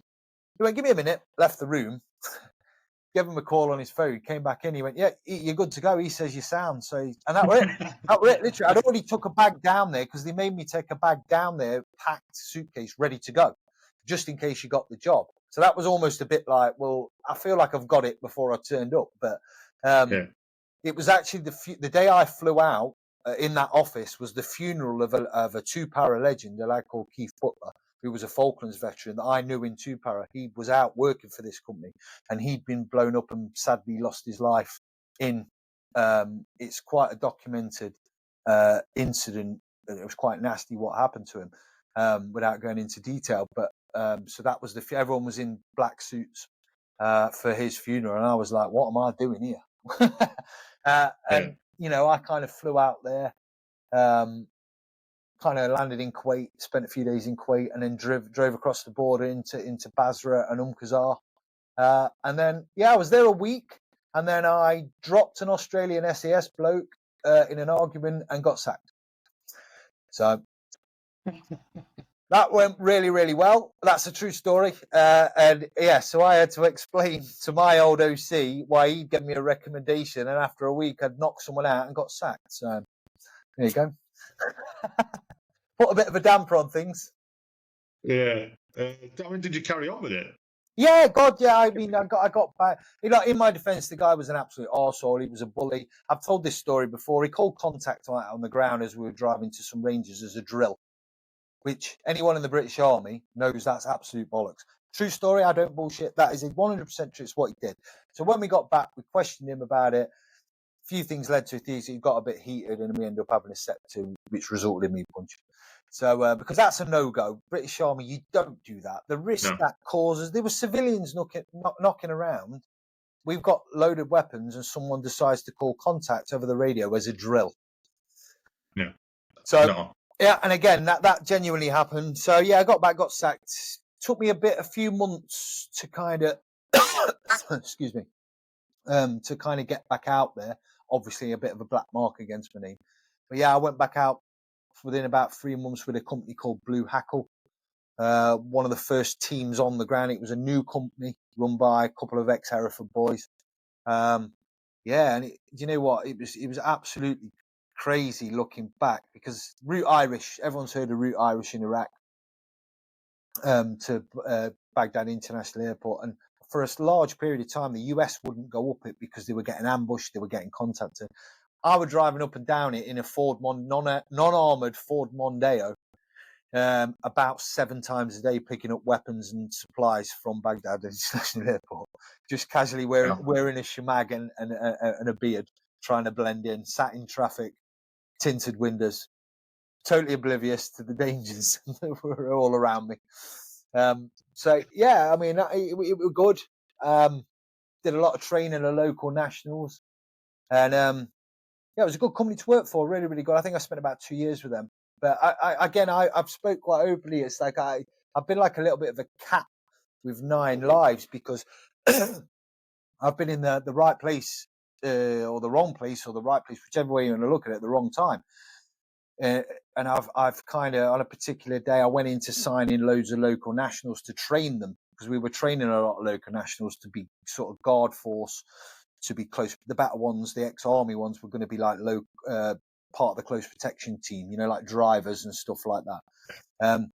Because they like to integrate the close protection teams and use sort of local nationals as well. It's really good for contracts for obvious reasons. And obviously you've got a translator there that speaks local. So they were English speaking. A lot of them obviously spoke Arabic as well. But they used to, so you'd have a checkpoint where you pick them up from, and you'd have an Iraqi checkpoint. And then about 50 meters behind that, you'd have a US soldier on a checkpoint. And always, every single time, we used to take it in turns and go out of the camp, go to the outer checkpoint with the Iraqis and sign in maybe 30 local national Iraqis to come in and train them up on first aid, on weapons, and various other bits and bobs. On this particular day, again, 100% true, for whatever reason, the Iraqi call sign had let this 30 or so local nationals come to the inner checkpoint. So while I'm there, I'm like, oh, well, they've let you through. As I'm signing them in and vetting them all, a car bomb hit the outer checkpoint 50 meters away and killed 17 people. Massive V-bed, vehicle-borne IED. Killed 17 people. Took me off my feet, took us off. Everyone was scampering for cover. I remember US soldiers, don't ask me what they were firing at, but they were running up the road firing. It's a V-bed. I don't know what they were firing at. So yeah, I was literally, any other day, I'd have been right on that checkpoint, and it had killed me. And that went on throughout my kind of career in the close protection industry, of me moving drivers. I moved driver on a particular day and decided, just between us, I said, do you want to drive the other wagon? He was like, yeah. So he drove it, and then he got RKG3 stick grenade through against the door in an armoured Land Cruiser, but it's armour piercing. Blew his door off, fragged him straight through the legs, and it's knackered him for the rest of his life, a lad called Matt. And I should have been driving that truck. And it's just like I've had this guardian angel over the years, and that's even gone on to the fire service now. So people keep telling me I should buy more lottery tickets. I was going to say, do you want to pick my lottery tickets tomorrow? Yeah, fucking hell. So I mean, we're in close protection over there. I mean, I interviewed a guy recently who, an interesting guy. I'll have to put him on to you. A guy called Raider Dingo. That's his call sign. and he was ex-Foreign Legion, ex-US Airborne, and then went to work for the State Department over and around the world. And I wouldn't say that he didn't have a good thing to say about the British companies that were there doing CP work, because obviously he was working for the State Department, and how they got looked after by the American forces. They had the same support. If they needed helicopters, if they needed picking up, if they, they were literally part of the US military, type of thing. And the way he explained it is that the British teams and the British companies that are out there literally had nothing, and they didn't look after the guys. If they didn't have backup, and they didn't have this, and they didn't have that, and they were kind of looked down on by them. And how did you find that? Did you find that was true, or that there was too many fly-by-night companies, or in Iraq and in Afghanistan, that just didn't look after the guys? No, 100%. There were a lot of, because again, this kind of close protection market and the war in Iraq, 2003, opened the door for a lot of people to set up security companies with no vetting, no nothing. You could go out to Iraq and set up a security company and job done. People were being smuggled in with some of the companies in boots of cars across the border, no insurance, handed in a rusty old AK, and then told you're looking after this person. That genuinely, that's what were happening. I'd say a big portion of the companies out there were proper cowboys. And I have got friends that were a good friend of mine. I'm not saying his second name, but a lad called Phil was involved. And you can Google the incident. Again, I'm not naming the company, but he was like one of 2 survivors out of a 12-man team that got ambushed in Iraq with one of these companies, and he got shot through the leg, shot through the calf, and was just left in an Iraqi hospital, and the company just disappeared off the face of the earth. No insurance, no nothing. Left it, and he had to be bailed out by the US government, and they stepped in and said, right, well, we'll help him out and treat him and stuff. And that was happening quite a lot. I was very lucky in the fact that I work for kind of companies with good reputations and more professional companies. So I worked for Olive for the week, which was good. I worked for Blue Hackle, which was run by ex-Hereford boys and went on to be quite a big and one of the better known security companies. I worked for Armour Group on convoys, running convoys up from the port in Qasar up to Baghdad. That was interesting. And then I kind of worked for Aegis for the last 2 years. Aegis run by Tim Spicer, who's quite well known, who obviously set up the company that was in Sierra Leone, where, the film Blood Diamond. Yeah. So he ran that security or had a hand in that mercenary company that worked and operated out there. So I think it was called Executive. I'm not going to name names because I don't know, and I don't want to be liable. But it kind of, So the company, luckily for me, the companies that I worked for were very good. But I heard a lot of the time that there were some right cowboy companies, and I actually got offered a job. I had a bit of a break. Now, you got to understand as well, there were people coming out of the kind of military, having done 2006, doing tours of Afghanistan with all this combat experience, and companies were wanting to snap them up. Quite obvious. So I talk about I did 6 or 7 years out there, but I had breaks in between. I come home for a couple of months just for my own mental health and also for a bit of a break. I'd come back, do a bit of traveling, backpacking, or whatever it was. So I'd have a break, but it was getting harder and harder to pick up contracts because it was getting infiltrated with guys from all over the place.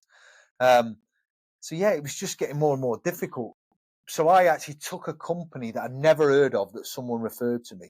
And as I was driving down to Heathrow expecting it, I had about 5 or 6 phone calls from mates of mine said, do not work for that company. He says, they are literally atrocious. You'll get no proper kit. You'll have no backup. Don't do it. And I'm like, that's all I need to know. And I just rang them up and said, sorry, I've had a change of heart. They went mad at me down the phone and said, we've booked your flights. I was like, look, it's my life. And that was the only sort of time that I nearly went to work for a company. And then I ended up kind of out on convoys with Armour Group with Iraq for probably about a year, 18 months. So what made you stop doing that then, apart from it just all collapsing because the market's not there anymore type of thing? So I finished on with Aegis, like I say, and I worked on 2 contracts. I was on the Colonel's CP team, Colonel Aninos. He now works at the White House, the Pentagon, and he was responsible for the restructuring of Iraq. So there's not many places in Iraq, genuinely, I've not driven I've been pretty much all over Iraq: Mosul, Kirkuk, down south, Ramadi, Fallujah, you name it. I've driven there with the boss because he was part of the rebuilding. He liked to drive everywhere. So we had a 12-person team that kind of escorted him all over Iraq. So I was on that team for a bit. But prior to that, when I started with Aegis, I was on a contract called Op Tourist. No one wanted to go on it at all. I've probably heard about me talk about this before, but it kind of, so close protection teams, for the people that don't know, they go out and look after a client. They might be on the ground 3 hours, limit as low as they can. So they move into a site, they look round, and then they get out before anyone has a chance to move in and kind of ambush them or do anything like that. This contract, it was working almost directly for US intelligence.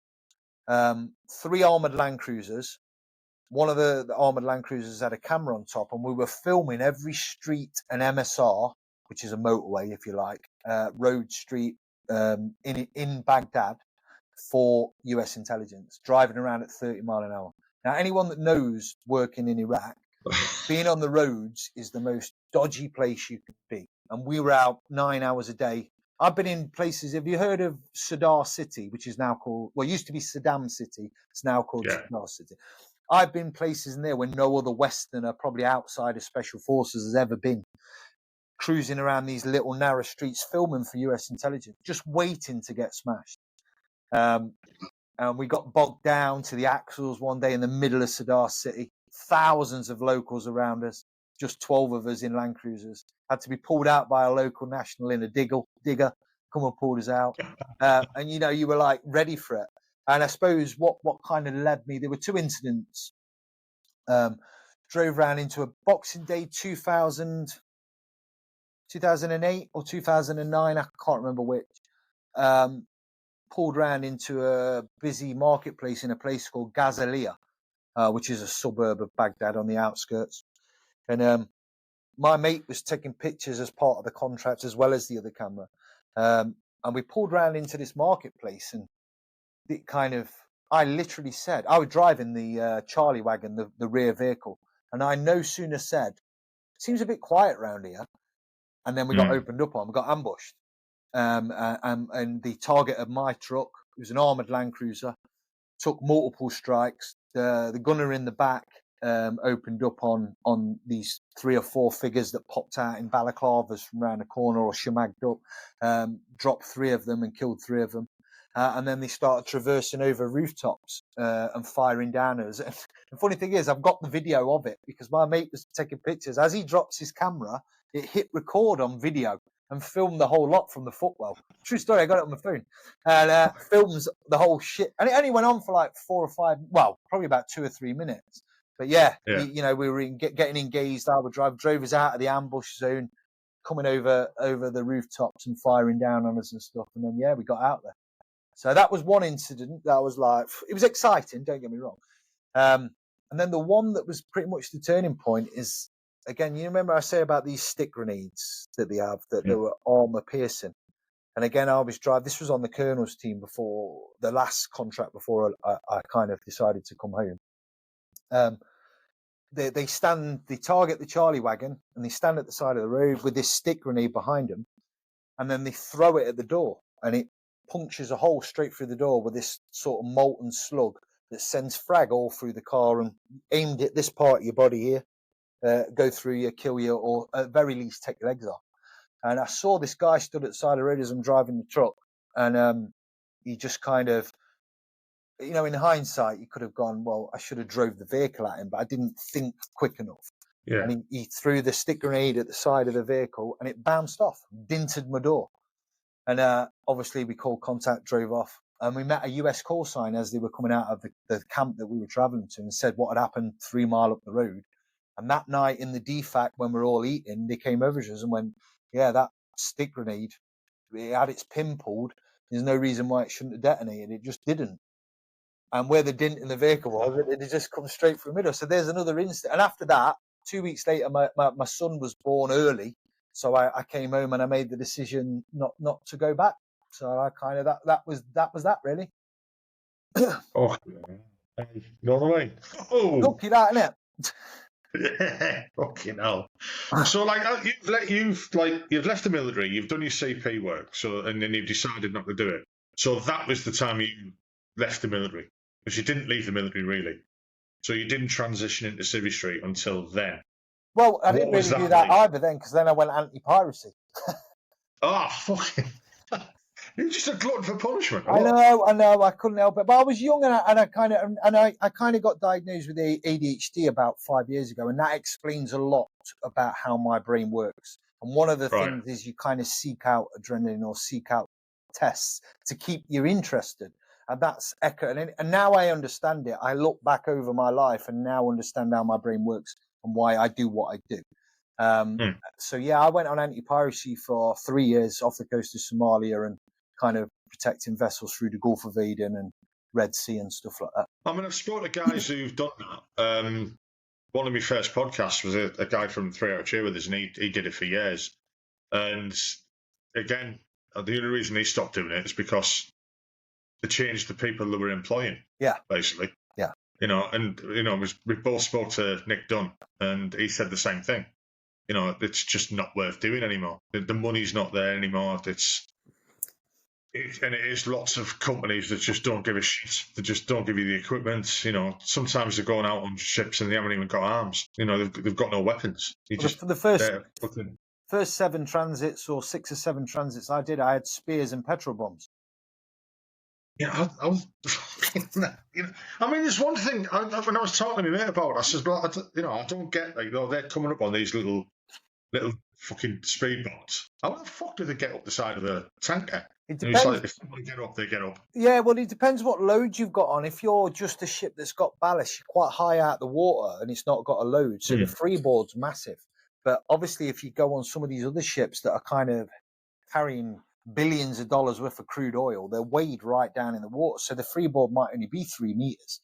But like, it's really hard for them to get on. Don't get me wrong. Even with because I was a team leader, I had my own team when I was doing the anti-piracy, so I used to have to brief the crews on the security measures. And one of the measures was that if we ever get followed and under my instruction, you start to zigzag the ship. Now, obviously, it's a mass. Some of these vessels are like 500 meters long, these oil tankers. Yeah. So they can do it slowly, and it creates a bow wave at the side of the ship, obviously. And this is really hard for these tiny skiffs, as they're called, the speedboats, to kind of get a platform to then pitch a ladder against the side of the ship. So there was all these measures, and you'd raise a wire the side of the ship. And obviously, once you got weapons, 9 times out of 10, I've seen pirates maybe an handful of times, half a dozen times, and quite a few of them times, all I've done is because I've always said I'm not a warmonger. I don't want to go out there and kill people. I've never shot anyone. I never want to take anyone's life because I have to live with that. But there was plenty of opportunities with the piracy where I'd be within my rights to potentially fire and use lethal force. But I chose not to because I was a bit like, well, I don't have to. So if I just show a weapon, and I used to do that a lot. We used to have SLRs, the old SLRs that you will know. They'd be gone before my time in the middle of the FNs. And I used to show that to the pirates.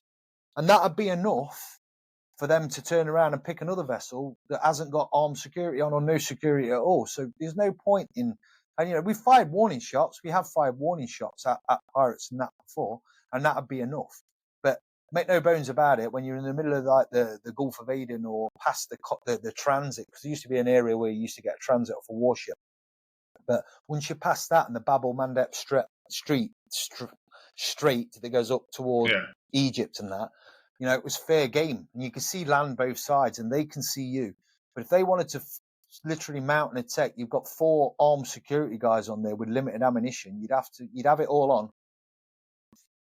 Yeah. Okay. I mean, again, I don't think it's something I'd like to do.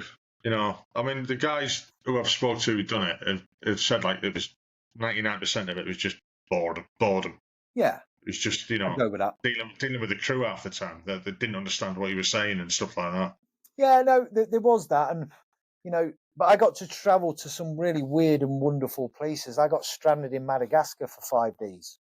And just randomly. And this, again, I tell it out as I was with 3 guys, because we used to have a lot of, because our company was based in South Korea that I worked for, and I had a lot, the guys in the office who were dealing with recruitment were French Foreign Legion. So they used to employ quite a lot of Legion guys. So the 3 guys in my team were a Moroccan guy called Yusuf, absolute top bloke, 20 years French Foreign Legion. He were actually there in Somalia when Black Hawk Down happened. He was actually boots on the ground there when that was kicking off. So he had a kind of wealth of experience doing bits and bobs. And there were 2 other French Foreign Legion guys with me. We actually went into a nightclub in Madagascar. And I was pretty much, me and these other French Foreign Legion guys were the only white guys in there. And the security guard on the door had an Uzi. That's a true story. Totally oblivious again. Just like, I don't know whether it's my brain or what. Just like, I'll be all right. I'm in the middle of this nightclub in Madagascar where the security guard, whether it were fake, a real Uzi, I don't know to deter. I couldn't tell you, but I was a bit like, this could be a bit dodgy. You know what I mean? But that's just one of them stories. You just end up and you're like, how have I ended up here? Sounds like my type of bar. Yeah. So what made you sack it up then? It was again just family reasons, or no? I'd always wanted to be a firefighter. I kind of in between doing all this, I was a private investigator for I know. I've done all sorts, mate. I was a private investigator for quite a while, where I do surveillance. Do you remember BBC Rogue Traders? Yeah. So I did a lot of the background work for the BBC on Rogue Traders, where I'd go and do surveillance, where I'd kind of recce places and follow dodgy builders about that were robbing old ladies and taking advantage of old ladies and stuff like that. So I'd do all the research on my own most of the time for the BBC and put in a plan of where these people were exiting and entering the building, key codes if I could get them, their pattern of life. So when the BBC went in and did the full with Matt Albright and was it Dom that used to do it or whatever? Yeah, Dom Littlewood. Dominic Littlewood, yeah. Yeah, where they used to go in and do the filming bit. They had like a plan of action that I'd kind of prepared. And my most famous story that I've told a few times now, again, it's true, it's in the Daily Mail 2010. I got employed to follow Gordon Ramsay's father-in-law around London in 2010. And I did that for 2 weeks, following his father-in-law around to get. I'm not going into too much detail why I was employed, but there was a lot of allegedly stories of him embezzling money out the company and allegedly having an affair with someone inside the company. So I was tasked with following him around London, and I got all the kind of information, pictures of him having an affair with the company's solicitor, female solicitor, allegedly, barrister or whatever she was. And took all these photos, and Gordon Ramsay won in court and won something millions. And that was all my work. So I always say, on the off chance that Gordon Ramsay ever sees one of these podcasts, I'm after a free meal. My fiance is a big fan, so I'm after a meal. You owe me that one. Should try and get him on your podcast. I've tried. But the other one I've did, the celebrity one, I'm sworn to secrecy because he's a professional footballer. He's on about having me on his podcast. But I kind of had some involvement with him back in the day with following. I not say too much, but that's going to materialise in the future, hopefully. So what got you into firefighting then? I always wanted to be a firefighter. My best mate at primary school, his dad was a firefighter, and I was always in awe of firefighters. So I applied when I first left the military in 2004, and I got through to the interview. And sadly, I wasn't successful because I interviewed really shit. You could probably tell that by how we're talking. I don't interview very well, so I didn't score. I just thought it was going to be a bit of a given. I'd done what I'd done. I'd been in the military. I was a strong, fit lad. I thought I'll turn up for the interview. They'll ask me a few questions. We'll have a bit of a chat, and they'll be like, it's almost a given. I'm going to get in, and it wasn't the case. I misread the question, so they gave me a question, and it was a 10-minute or 15-minute discussion, 10-minute presentation stroke discussion on the modern day role of a firefighter. So I thought, I'd talk about a bit of firefighter, they'd ask me a few questions. So that's how I kind of planned it. Went in, sat down in my suit, and they went, right, your 15 minutes starts now, go. And I was like, what? I hadn't planned it as a presentation. So I think I spoke for about 3 minutes, and then I was just like, right, that's it. And strangely, I never got the job. Yeah. So yeah, I always wanted to be a firefighter. Tried 3 times after that, and then the third time, I do everything in threes. I got through, and I actually was on a floating armory, still doing the anti-piracy in the Gulf of Aden, when I got a message saying I'd had a letter when I was home on leave saying I've been successful. You've passed. You've been invited for a medical. So I was like, I'm in. Took me 3 attempts. I've got here. Over 10 years this took. And yeah, I was on a floating armory in the Gulf of Aden, and all of a sudden I got an email through saying, sadly, due to the lack of numbers or whatever the reason, they're not running a third course, so you're not being it. You'll have to reapply. So I was like, you are kidding me. I finally got through, and they're not running the course that I'm going on. So I decided to take a long transit on a ship for like 8 or 9 weeks. I was the only English speaker on it, a Chinese ship, the only English speaker with 3 Sri Lankan Navy guys in my security team. So that was interesting. Cockroaches everywhere, horrendous food. I got really, really bad food poisoning and was ill for about 2 weeks. I couldn't do anything about it. And then about 4 weeks into this transit, I got a phone call off someone back home on a sat phone saying, you've got to get back. You've been kind of picked to go on the medical. You're in. So I had to make up some sort of bluff story, a compassionate reason. And I got off in Saudi Arabia, and it should have cost me $5,000. But the company turned around and go, oh, don't worry about it. We'll pay it. Just pay it us back when you come back out. Obviously, I never went back out. I got in the fire service. So, yeah, a bit dodgy, that one. But, I got off in Saudi, had to come through Saudi Arabia through Jeddah, and then, flew home. And I got back with 24 hours to spare, had a medical, started training about 3-4 weeks later, I believe, the September 2013. So what's the training like for the fire service then? I mean, I know nothing about fire service at all. You know what? With me being ex-military, I naively thought, wow, it's going to be very similar. Is it going to be as similar to that? But also, I've been out a long while, so I forgot kind of that structure of training, and I didn't think it was going to be as harsh. And it wasn't. I'm not going to lie to you and say it was anything like going through para-reg training or basic training for that matter. But it was a shock to the system. I'd been out maybe 10 years at this point, so the thought of having to parade and being inspected and bulling shoes. Now, I never bulled a pair of shoes in para-reg, so when I got on this course, all these civvies are looking at me going, well, you tell us how to bull shoes? I was like, I don't fucking know. Never bulled a pair in para-reg. I ain't got a clue. So yeah, you're bullying shoes, you're kind of parading on, you're ironing your kit again, you're getting run ragged, time limits for dinner, and you're out on the drill yard drilling, throwing ladders up. Everything's structured in a drill format, as is the military. So it's done 2 o'clock in the morning when you're at a house fire. You're literally, you do it sort of instinctively. So you literally, you're doing the ladders, and it's a drill, and you do it again and again. You're getting screamed at. You're running around the tower with everyone carrying the ladder when you're being beasted because you've got it wrong. You're dragging hoses, you're operating fire. You know what? There's a lot to take in, hell of a lot to take in. You're learning about fire science, how kind of fires burn, flammable sort of combustibility.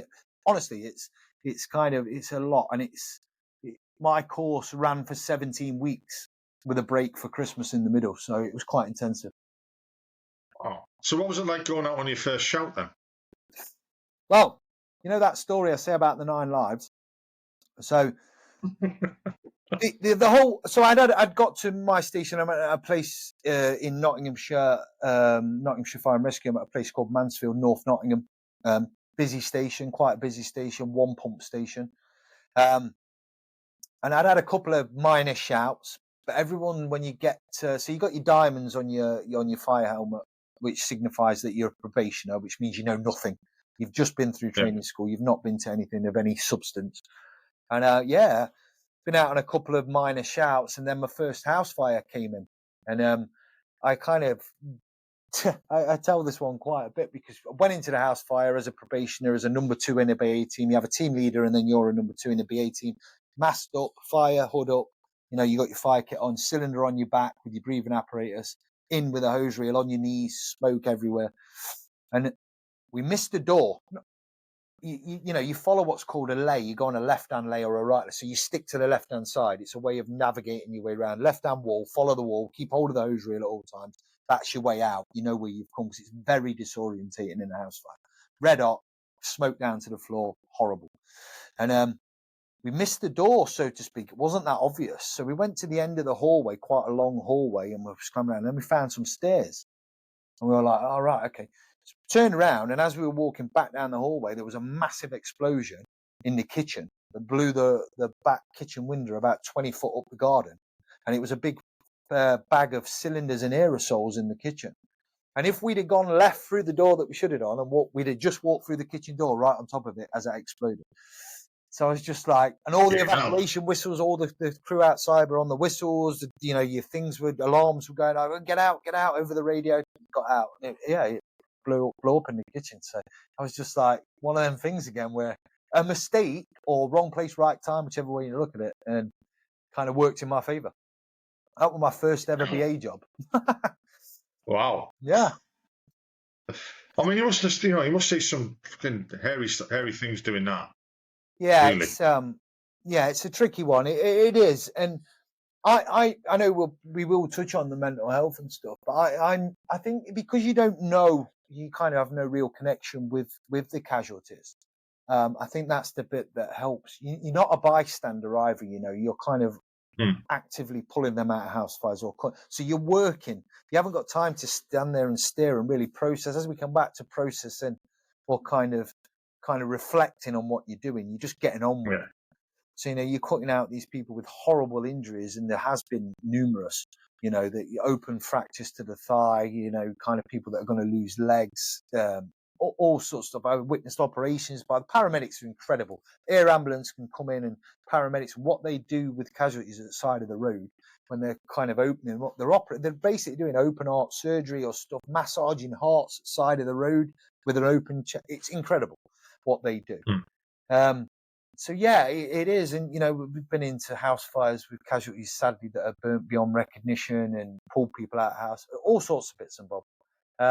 And it is, you do see some nasty stuff, but it's kind of almost part and parcel of the job. And yeah, it's one of the things I think when you join, you've got to be rather accepting of that you're going to see that sort of stuff. But no one knows how that's going to affect you. I think the military maybe prepared me a little bit for that with some of the incidents, and obviously working in the close protection industry, there's some of the things and injuries I've seen, but you still never know how you're going to react to that. And it might only take one incident that does that switch that, suddenly causes problems. It pushes you over the edge, yeah. Yeah. I mean, going on to the mental health side of it,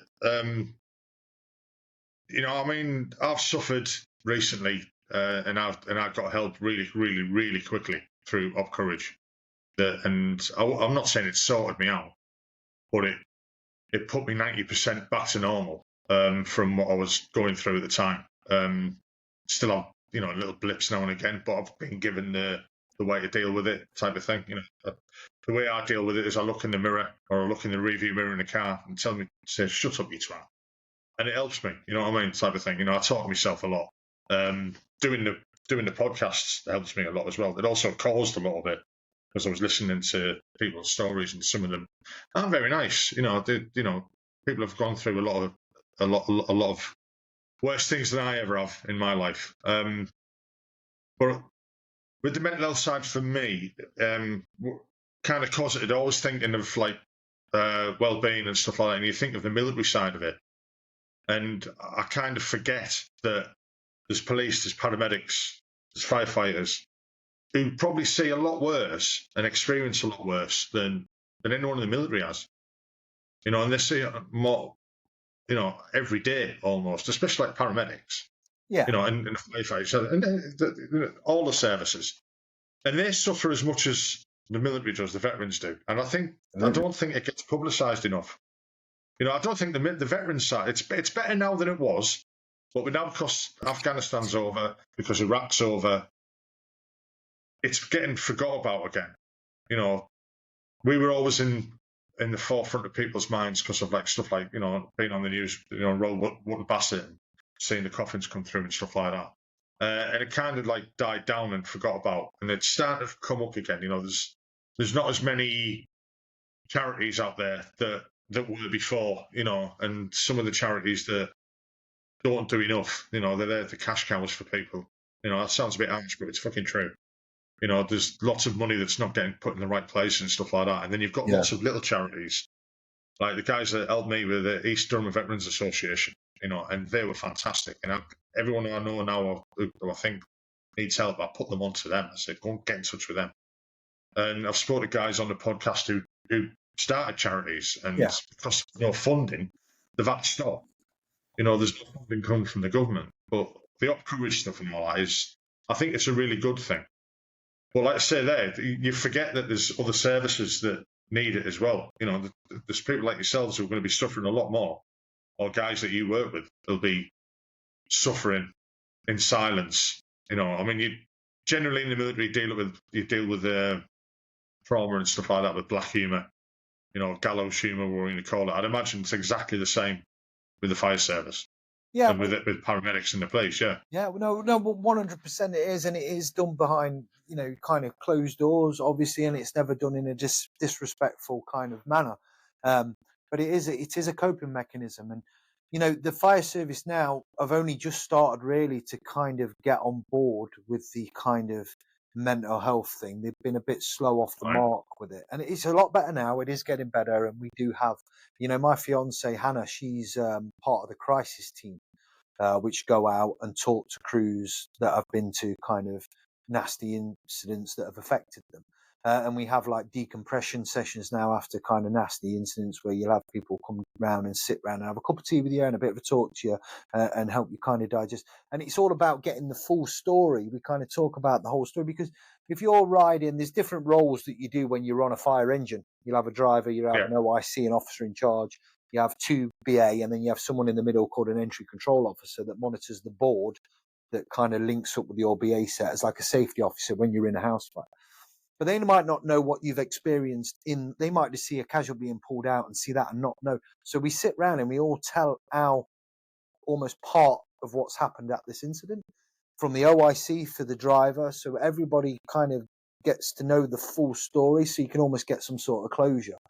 Now, the difficult bit with the fire service, and probably the same with paramedics and police as well, once you've cut that casualty out of that car, or you've pulled that casualty out of a house fire, or quite recently, sadly, some lads rolled a car in a dam upside down, and one got trapped, and we ended up pulling someone out of that. You don't get to know the outcome, you never get to find out whether they've survived or their recovery. And I've always said it'd be nice to get, rightly or wrongly, whether it's bad news or good news, but it's that closure. So you can digest the incident and find out, the actions that everyone did and what the outcome is. And then it puts it to bed, because you always come back to thinking, wonder what happened to that guy that we pulled out of there, or wonder what is injured. Do you know what I mean? But there's never any really follow-up. And I understand it. It's kind of there's the data protection and all that kind of stuff. But I think for closure, sometimes that's needed. Yeah, I'm surprised. I'm quite surprised at that, actually. I know you said that, like, data protection, but it kind of makes sense to know the outcome. Yeah. I'd really want to know. Yeah. And I'm surprised that you don't get that information fed back to you. It started to be a bit more thing where you have like an organ, like maybe a couple of weeks later, they take all the information, and then you have a sit down, full on debrief where they question everyone about what they did, what we could have done better, what sort of, if there was any errors, because like inevitably, like everything, there will be errors. We're only human. 2:00 in the morning, you're tipping out to a house fire. Every incident's different.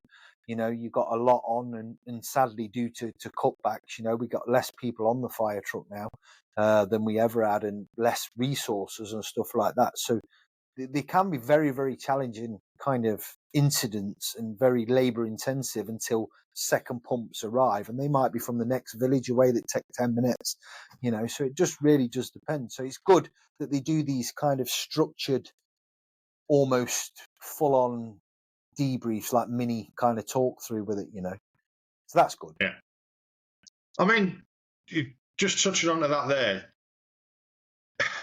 is the fire service big enough? Should it be bigger than it is now?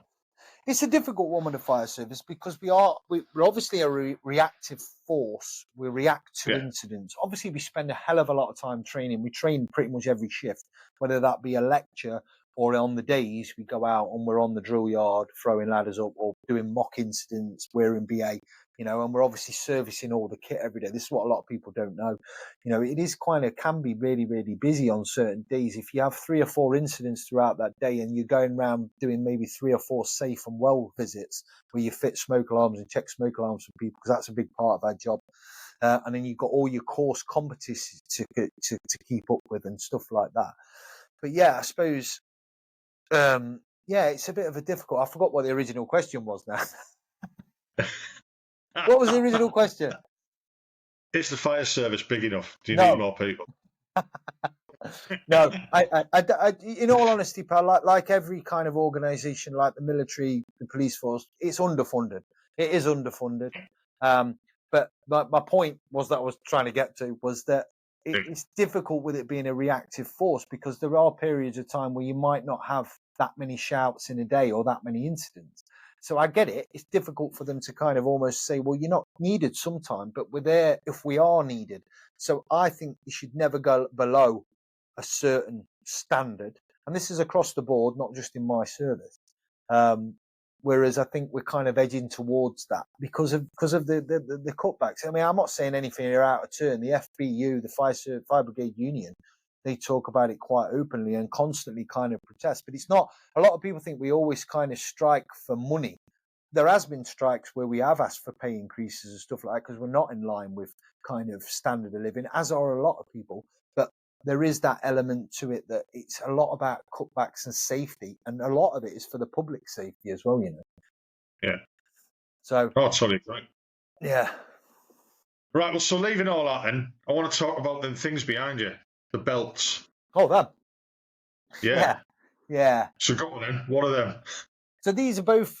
So I've always been. I'm more of a boxing fan. I don't want to kind of make out I'm some sort of champion boxer because I'm not. I love boxing. I boxed a bit in the military, and then I decided, in my infinite wisdom, to have a white collar fight when I was in my early 30s in a nightclub after coming back off the ships with very little training. I fought a big black lad who was about 6'6". Didn't know I was fighting him until the night, and I was like, "There's a picture of me on my social media of me staring up at him like that." And it was a good fight. I got, I think it was a draw. Got fight of the night, and then I really got a taste for it. So I obviously at this point was coinciding with joining the fire service. So I offered to fight for the fire service. So fought for the fire service, did really well. Fought a firearms police officer from Scotland, kind of beat him. And then for like my 3rd or 4th fight, I got offered to fight a former England rugby player at the Motorpoint Arena in Nottinghamshire, in front of 4,000 people. So I'm a bit like, in for a penny, in for a pound. Or I'm like, well, sod it. You know what I mean? So this guy, he's quite well known. He played for Warrington Wasps, Mark the Beast Hilton. And honestly, you want to look at him. When I had a press conference, he was like a press. It's unlicensed boxing, by the way. It's not professional boxing. It's unlicensed, somewhere in between. You could argue in between amateur and professional. I just think it's another organisation. It's just not as well kind of managed as the professionals or the amateurs. It's just something in the middle that allows people like me that have a bit of a fascination with it to fight. And there are some really good unlicensed boxers out there. So yeah, I ended up finding this guy, and we had a little bit of a press conference, and literally I turned up on this guy, and he looks like, he's a lovely bloke, but he looked like he'd been run over by a truck. He a big flat. You Google him, he looks like an absolute animal. So I'm like, really? What have I let myself in for? But like I say, I'm not one to shy away from stuff with my brain. So I'm a bit like, right, sod it, let's do it. Had a stare off and everything. Everyone was like, he's going to kill you. So I train really hard, and what I've always had going for me is I've got a really good cardio. I train hard. I train harder now than probably I've ever done, and my cardiovascular is really, really good. So I just outworked him and ended up knocking him out in the 3rd round in front of 4,000 people. So I was dead chuffed, and that's what got me that one. And then I kind of progressed on the unlicensed circuit for a bit. Had multiple fights, and then I fought in a prize fighter, sort of 3 fights in one night, winner take, I think, $2,000 and a belt. And I will by far, the underdog. I'd had like maybe 7 fights. Closest to me had 18. There was a guy in there that's an ex-professional that had 70. There was a guy in there that had allegedly had 400 fights. So I was a bit like, right, okay, again, sod it. I'll see what I can do. And I drew the guy that had 70 fights. He went on, after I beat him, he went on to be crowned the world bare knuckle champion, fought at the O2 and won the belt for the world bare knuckle title. Jody Meikle, his name is. So, yeah, I beat him on points. First time I've ever been dropped me about 10 seconds in, caught me behind the ear. I'm on all fours and the canvas is doing that. And I'm thinking, I don't like this. Picked myself up, outworked him, beat him on points. Yeah, fought a guy called Sean Williams who's had like 400 fights, beat him on points. So I'd done 6 rounds up to this point. And then the guy in the final was a guy called Danny Whitaker. He went on to be ranked, after he fought in this fight, he turned pro, and then he was ranked 18th in the UK as a pro. He fought David Adelea at the O2 quite recently and lost to him. But he'd knocked every one of his opponents out in the first round, so he was fresh as a daisy. I'd done 6 rounds at 37 years of age. This guy's 26. So I went in, and I went the distance with him, went on points, but he beat me. You know, he beat me fair and square on points, but he never stopped me. And then, yeah, that was the only loss. I ended up finishing off 14 fights, 12 wins, 1 draw, 1 loss. Well done.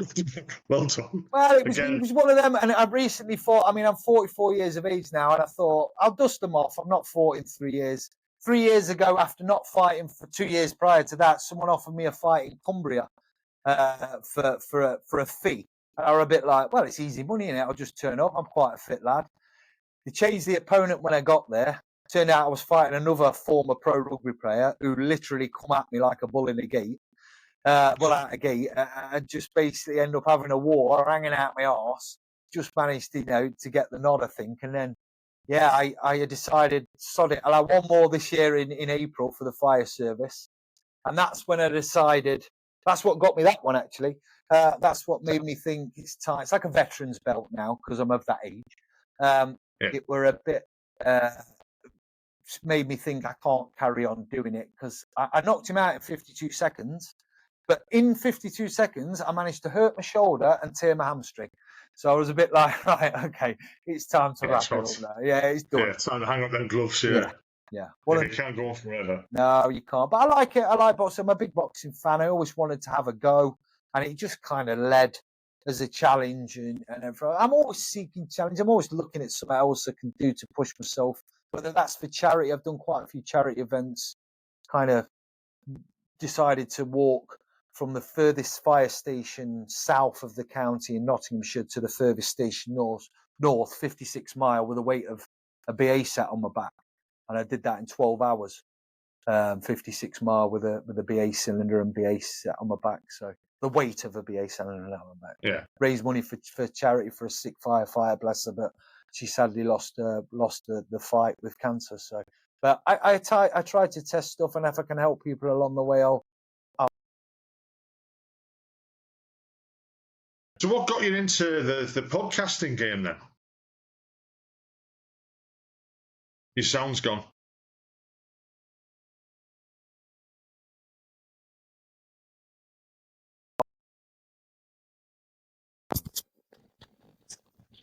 You got me? Yeah, you're back. Yeah, it's all right. The battery went flat. We've been gassing that long. My battery's died. No, I kind of, we talked a bit off air and stuff, you look at different, I always fancied doing a bit of a podcast, and I joke as well that after 44 years on the planet, I'm not really good at a lot of stuff, but I'm good at talking. So I thought, well, I'll utilize that. And try and get guests on. And along the way, probably the same as yourself, I've lost a lot of friends, both fire service, military, from the close protection industry through suicide. Or have certainly suffered quite badly with mental health. I've been quite open about mine. I did suffer for a little bit towards my late 30s, but that wasn't what I thought it was. That was due to having ADHD and not recognizing one of the symptoms. Sometimes you mistake the highs and lows for depression, and it wasn't mental health, it was ADHD. So I wanted to to do something with a podcast where I could highlight the kind of mental health issues, suffered by serving military, veterans, emergency services, and also highlight kind of the struggles that people that don't know what people with ADHD kind of struggle with as well, because ADHD for a long time has been kind of struck off as naughty kid syndrome, and you're just naughty, when there's a hell of a lot more. Having done, my fiance identified it in me when we got together. She was like, in the nicest possible way, have you ever thought about getting checked out for certain things because there's something quite not right with the way that you think? And I was like, that's the nice way of putting it. That's not what she said. She went, you're a weirdo, go and get it checked. No, I'm joking. Yeah. But, she kind of said that to me, and I was like, all right, okay, just isms. And one of them is I can't stop fiddling, and I've got it's a bit like a comforter.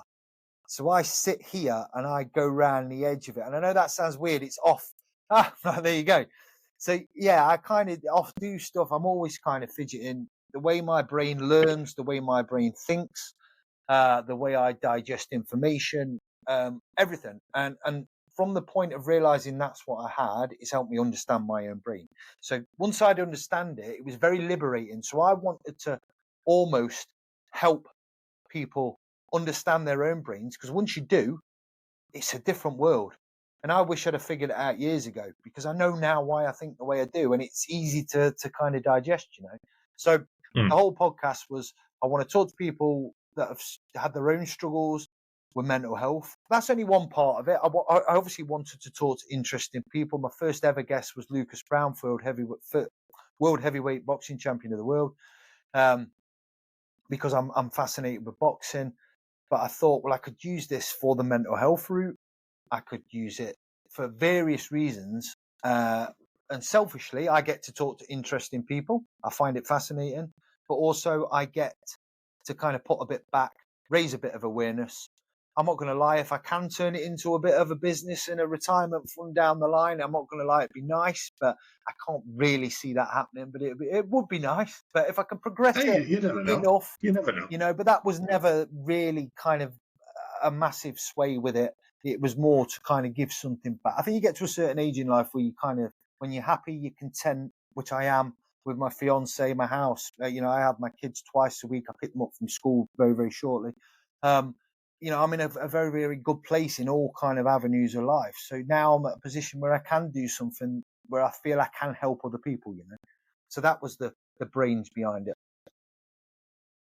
I mean, like I said, we spoke before we started. For me, it's a way of having something to do. If I'm not doing this, I'm not doing nothing, and I get bored very, very quickly.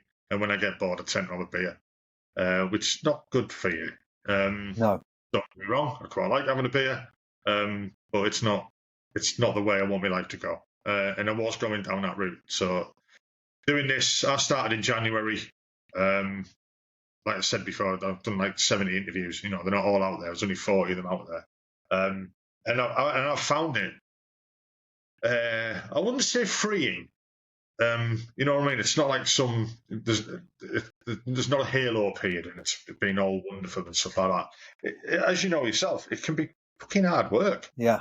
I didn't have my eyes open when I went into it. I didn't realise that it does take perseverance and stamina to keep it going. And a few times I thought, what's the point? I'm going to sack this. But it just takes one person to say to me or send me a message and say, keep it up. Thanks for doing this. I'm really enjoying them. And you just think, oh, well, great. I'm not blowing my own trumpet or anything like that, but I get enjoyment out of knowing that somebody else is listening to it and enjoying the stories. And it's not about all the alley stuff, all the paras, all the Marines, all the SAS and stuff like that. And it's great to, hear your story. I'm not dissing the paras or like that. Christ, I'll get filled in. It's everyone has got a story. 100%. Everyone. Yeah. Everybody. Some guy just walking past the house, come in a minute. They'll probably think I'm a bit strange, but everyone's got a story, and everyone's story will relate to somebody. It might not relate to everybody, but it'll relate to somebody. I've just finished listening to an audiobook of one of your mates, Beyond the Drop Zone. Oh, yeah. Yeah. and I'll be speaking to him on Thursday night. And Andy Harrison, is Andy it? William. Andy Williams. Andy Williams. Sorry, yeah, I knew that. I went for a period of time of having loads of Andys on, and then loads of people with a different, and then loads of Williams. So I'm a bit like Andy Williams, Andy Harrison. Andy Williams. Yeah, top lad. Yeah, really nice guy. Yeah, I'd recommend anyone to either read his book or get it on Audible. I've got it on Audible because I'm too lazy to read.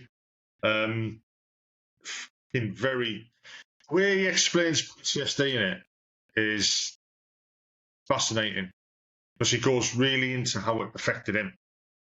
You know what I mean? It's very, you can relate to it. You can understand what he's saying. It's very eloquent the way he does it. It's interesting, you know, and I'm looking forward to sitting down with him and chatting to him on Thursday night about it. Like I say, for me, it's been an eye opener and it's been brilliant. I've really enjoyed doing it, and I like listening and watching your podcast as well. And I like the way that you do your midweek one where you talk about mental health and you know, do you get much feedback from that? Yeah, I do. I've had nothing but positive, but the problem being is the midweek ones had to drop off a bit because of just time. It was becoming a bit too hard a work to kind of get the podcasts in and then edit them and get them out 2 a week with a full-time job and having my kids and the gym and all the other bits I kind of do as well. So yeah, that was a difficult part. So I've had to drop that off now. So I'm just going to integrate them into kind of weekly ones. And I have got, and I'm trying to, like what we talked about before as well, was like, what I'm trying to do is probably yourself as well, is evolve the podcast to kind of reach further. So I love having Power Edge people on. I love having military on. I've had numerous guests from all sorts of units on, the same as yourself. I've obviously had some kind of bigger names on and everything else. And I'm about making it very diverse. Like I said to you, yesterday I did an interview with DJ Nigel Thompson, Jumping Jack Frost, drum and bass and jungle DJ, and how he's been quite open about his alcohol and drug addiction and how he went to prison and then he turned his life around, has become a very successful jungle and drum and bass DJ. So I'm just trying to kind of also appeal, and I felt like if I can widen the audience and make it a diverse audience by just having loads of different people on with loads of different industries, stories, whoever, you know, then surely that reaches wider kind of audiences. But the message is still the same. You know, it doesn't change from whether it's someone in the military to someone that's in Hollywood. It is literally, the message is to get rid of that stigma around talking and being open about mental health. And either way I see it is whether that's Old Paratrooper, you know, someone from the fucking artillery, someone from whatever unit you can think of, or whether that be, you know, a DJ, or whether that be a Hollywood actor. If they can come on my podcast or your podcast and be very open about their kind of struggles with mental health, surely other people will see this with the views and then go, well, they're talking about it and they've done this, or their avenues they've gone down in life. Surely I can open up about it as well. And that's the kind of thing. So a bit like yourself, I started off with, you know, a lot of military and boxers and stuff, but I'm just trying to kind of evolve it to incorporate everyone, but the message remains the same, you know?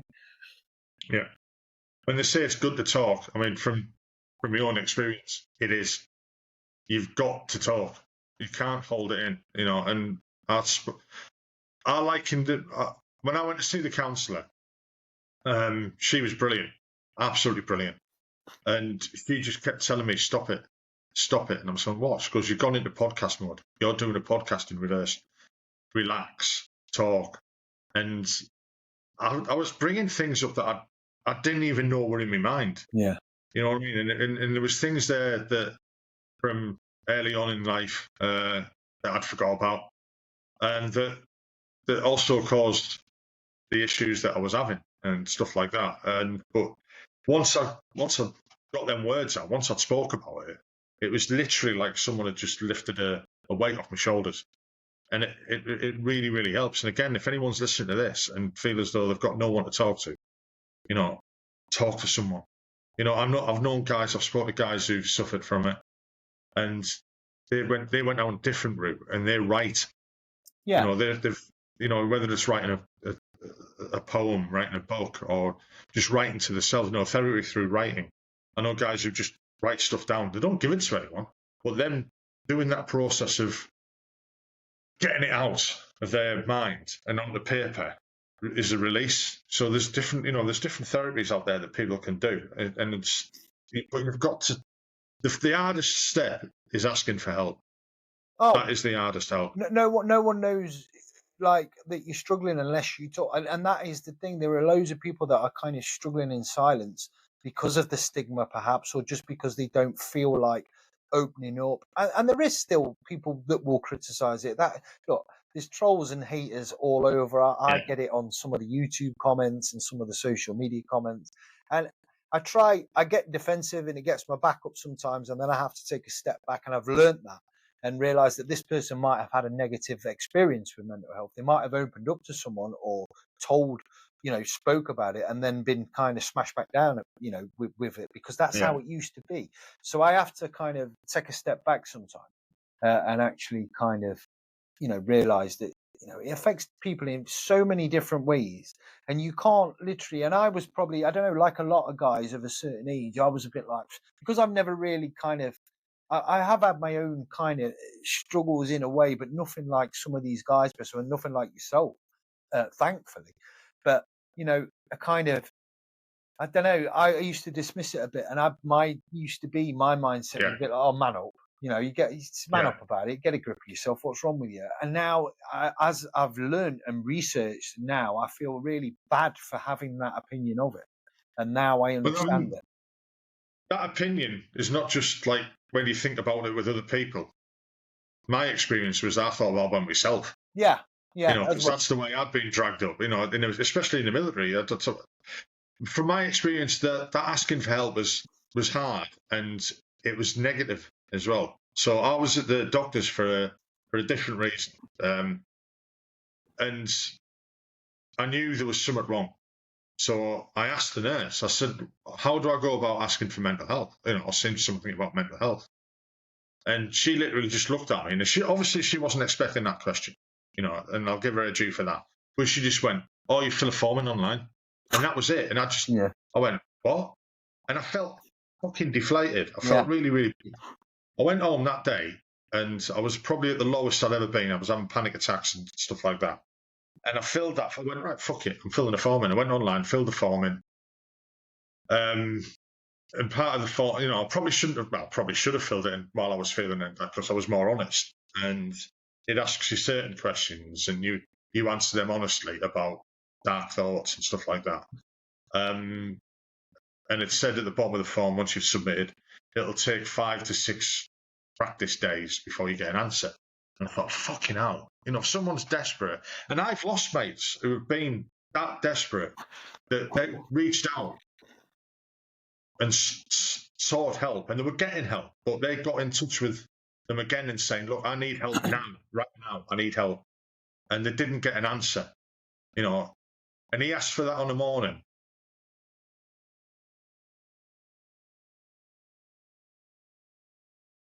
And he didn't see tea time.